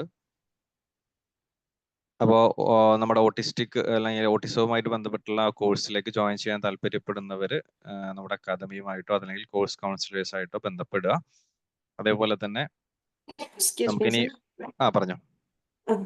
പിന്നെ നമ്മൾ ഈ ഹൈപ്പർ ആക്ടിവിന്റെ കാര്യങ്ങളൊക്കെ പറഞ്ഞല്ലോ ചെറിയ രീതിയിൽ. അപ്പോൾ അതിന്റെ കോഴ്സ് ആയിട്ട് അതിന്റെ സെഷൻ സെപ്പറേറ്റ് ഉണ്ടായിട്ടുണ്ടോ? ഹൈപ്പർ ആക്ടിവിറ്റി മാത്രമായിട്ട് നമ്മൾ എടുത്തിട്ടില്ല, പക്ഷെ ഇതിന്റെ കോഴ്സിൽ ഹൈപ്പർ ആക്ടിവിറ്റി നമ്മൾ പറയുന്നുണ്ട്. ഇതിന്റെ സ്കോപ്പ് കണ്ടീഷനിൽ വരുന്നതാണ് ഹൈപ്പർ ആക്ടിവിറ്റി. എനിക്ക് ചോദിക്കാനുള്ളത് എന്താ വെച്ചാല്, ക്ലാസ്സിലൊക്കെ ഓക്കെയാണ്, കാര്യങ്ങളൊക്കെ ചെയ്യുന്നുണ്ട്, പഠിക്കാനും ബുദ്ധിമുട്ടില്ല. പക്ഷെ ഈ ഹൈപ്പർ ആക്ടിവിറ്റി കാരണം പല കാര്യങ്ങളിലും ബാക്കോട്ട് ആവുന്നുണ്ട്. ഇപ്പോൾ അത് നമ്മൾ ഒരു ഏജ് കഴിഞ്ഞ് ശരിയാവുമെന്ന് പലരും പറയുമ്പോൾ നമ്മൾ അങ്ങനെ തന്നെ വെയിറ്റ് ചെയ്യണോ, അതോ അല്ലെങ്കിൽ എന്തെങ്കിലും ട്രീറ്റ്മെന്റ് ആയിട്ട് കൊടുക്കേണ്ടതുണ്ടോ? വെയിറ്റ് ചെയ്യണ്ട, നമ്മളത് നല്ലൊരു പ്രൊഫഷണൽസിന്റെ അടുത്ത് പോവാണ് എപ്പോഴും നല്ലത്. അവിടെ എത്ര വയസ്സായി? ഇപ്പൊ 4th 10 years. നിങ്ങൾ അടുത്തുള്ള ഒരു തെറാപ്പി സെന്ററിലോ ക്ലിനിക്കിലോ പോകണം, നല്ലൊരു ക്ലിനിക്കൽ സൈക്കോളജിസ്റ്റിനെ കാണിക്കാം. എന്താണ് അവസ്ഥ, കാരണം ഇങ്ങനെ പറയുമ്പോൾ നമുക്ക് മനസ്സിലാവില്ല. അപ്പൊ എന്താണ് ടെമ്പർ ടാൻഡർ ആണോ ഹൈപ്പർ ആക്ടിവിറ്റി ആണോ എന്ന് മനസ്സിലാവില്ല. ഇപ്പൊ സ്കൂളിലൊക്കെ അടങ്ങിയിരിക്കുന്നുണ്ടെങ്കിൽ ചിലപ്പോൾ ടെമ്പർ ടാൻഡർ ആയിരിക്കും, വീട്ടിലാണ് പ്രശ്നം എന്നുണ്ടെങ്കിൽ. അങ്ങനെ ഡീറ്റെയിൽ ആയിട്ട് നമുക്ക് both school and home same ആണ്, സെയിം കണ്ടീഷൻ. പക്ഷെ പിന്നെ അവിടെ തന്നെ ഡീറ്റെയിൽ ആയിട്ടുള്ള ഒരു ഒബ്സർവ് ചെയ്യുന്നത് എപ്പോഴും നല്ലതാണ്. ഇങ്ങനെയുള്ള കാര്യങ്ങളൊന്നും വെച്ചോണ്ടിരിക്കണ്ട. കാരണം പിന്നെ ചിലപ്പോ ഒന്നും പ്രശ്നങ്ങൾ ഉണ്ടാവില്ല, എന്നാൽ പോലും നമുക്കത് അറിഞ്ഞിരിക്കുമ്പോ ഒരു സമാധാനമല്ലേ. അതല്ലെങ്കിൽ നമ്മൾ എന്ത് ചെയ്യണം എന്നറിഞ്ഞിരിക്കുമ്പോൾ ഏറ്റവും ചെറിയ പ്രായത്തിലാണ് നമ്മൾ എന്ത് കൊടുത്താലേ ഏൽക്കുള്ളൂ.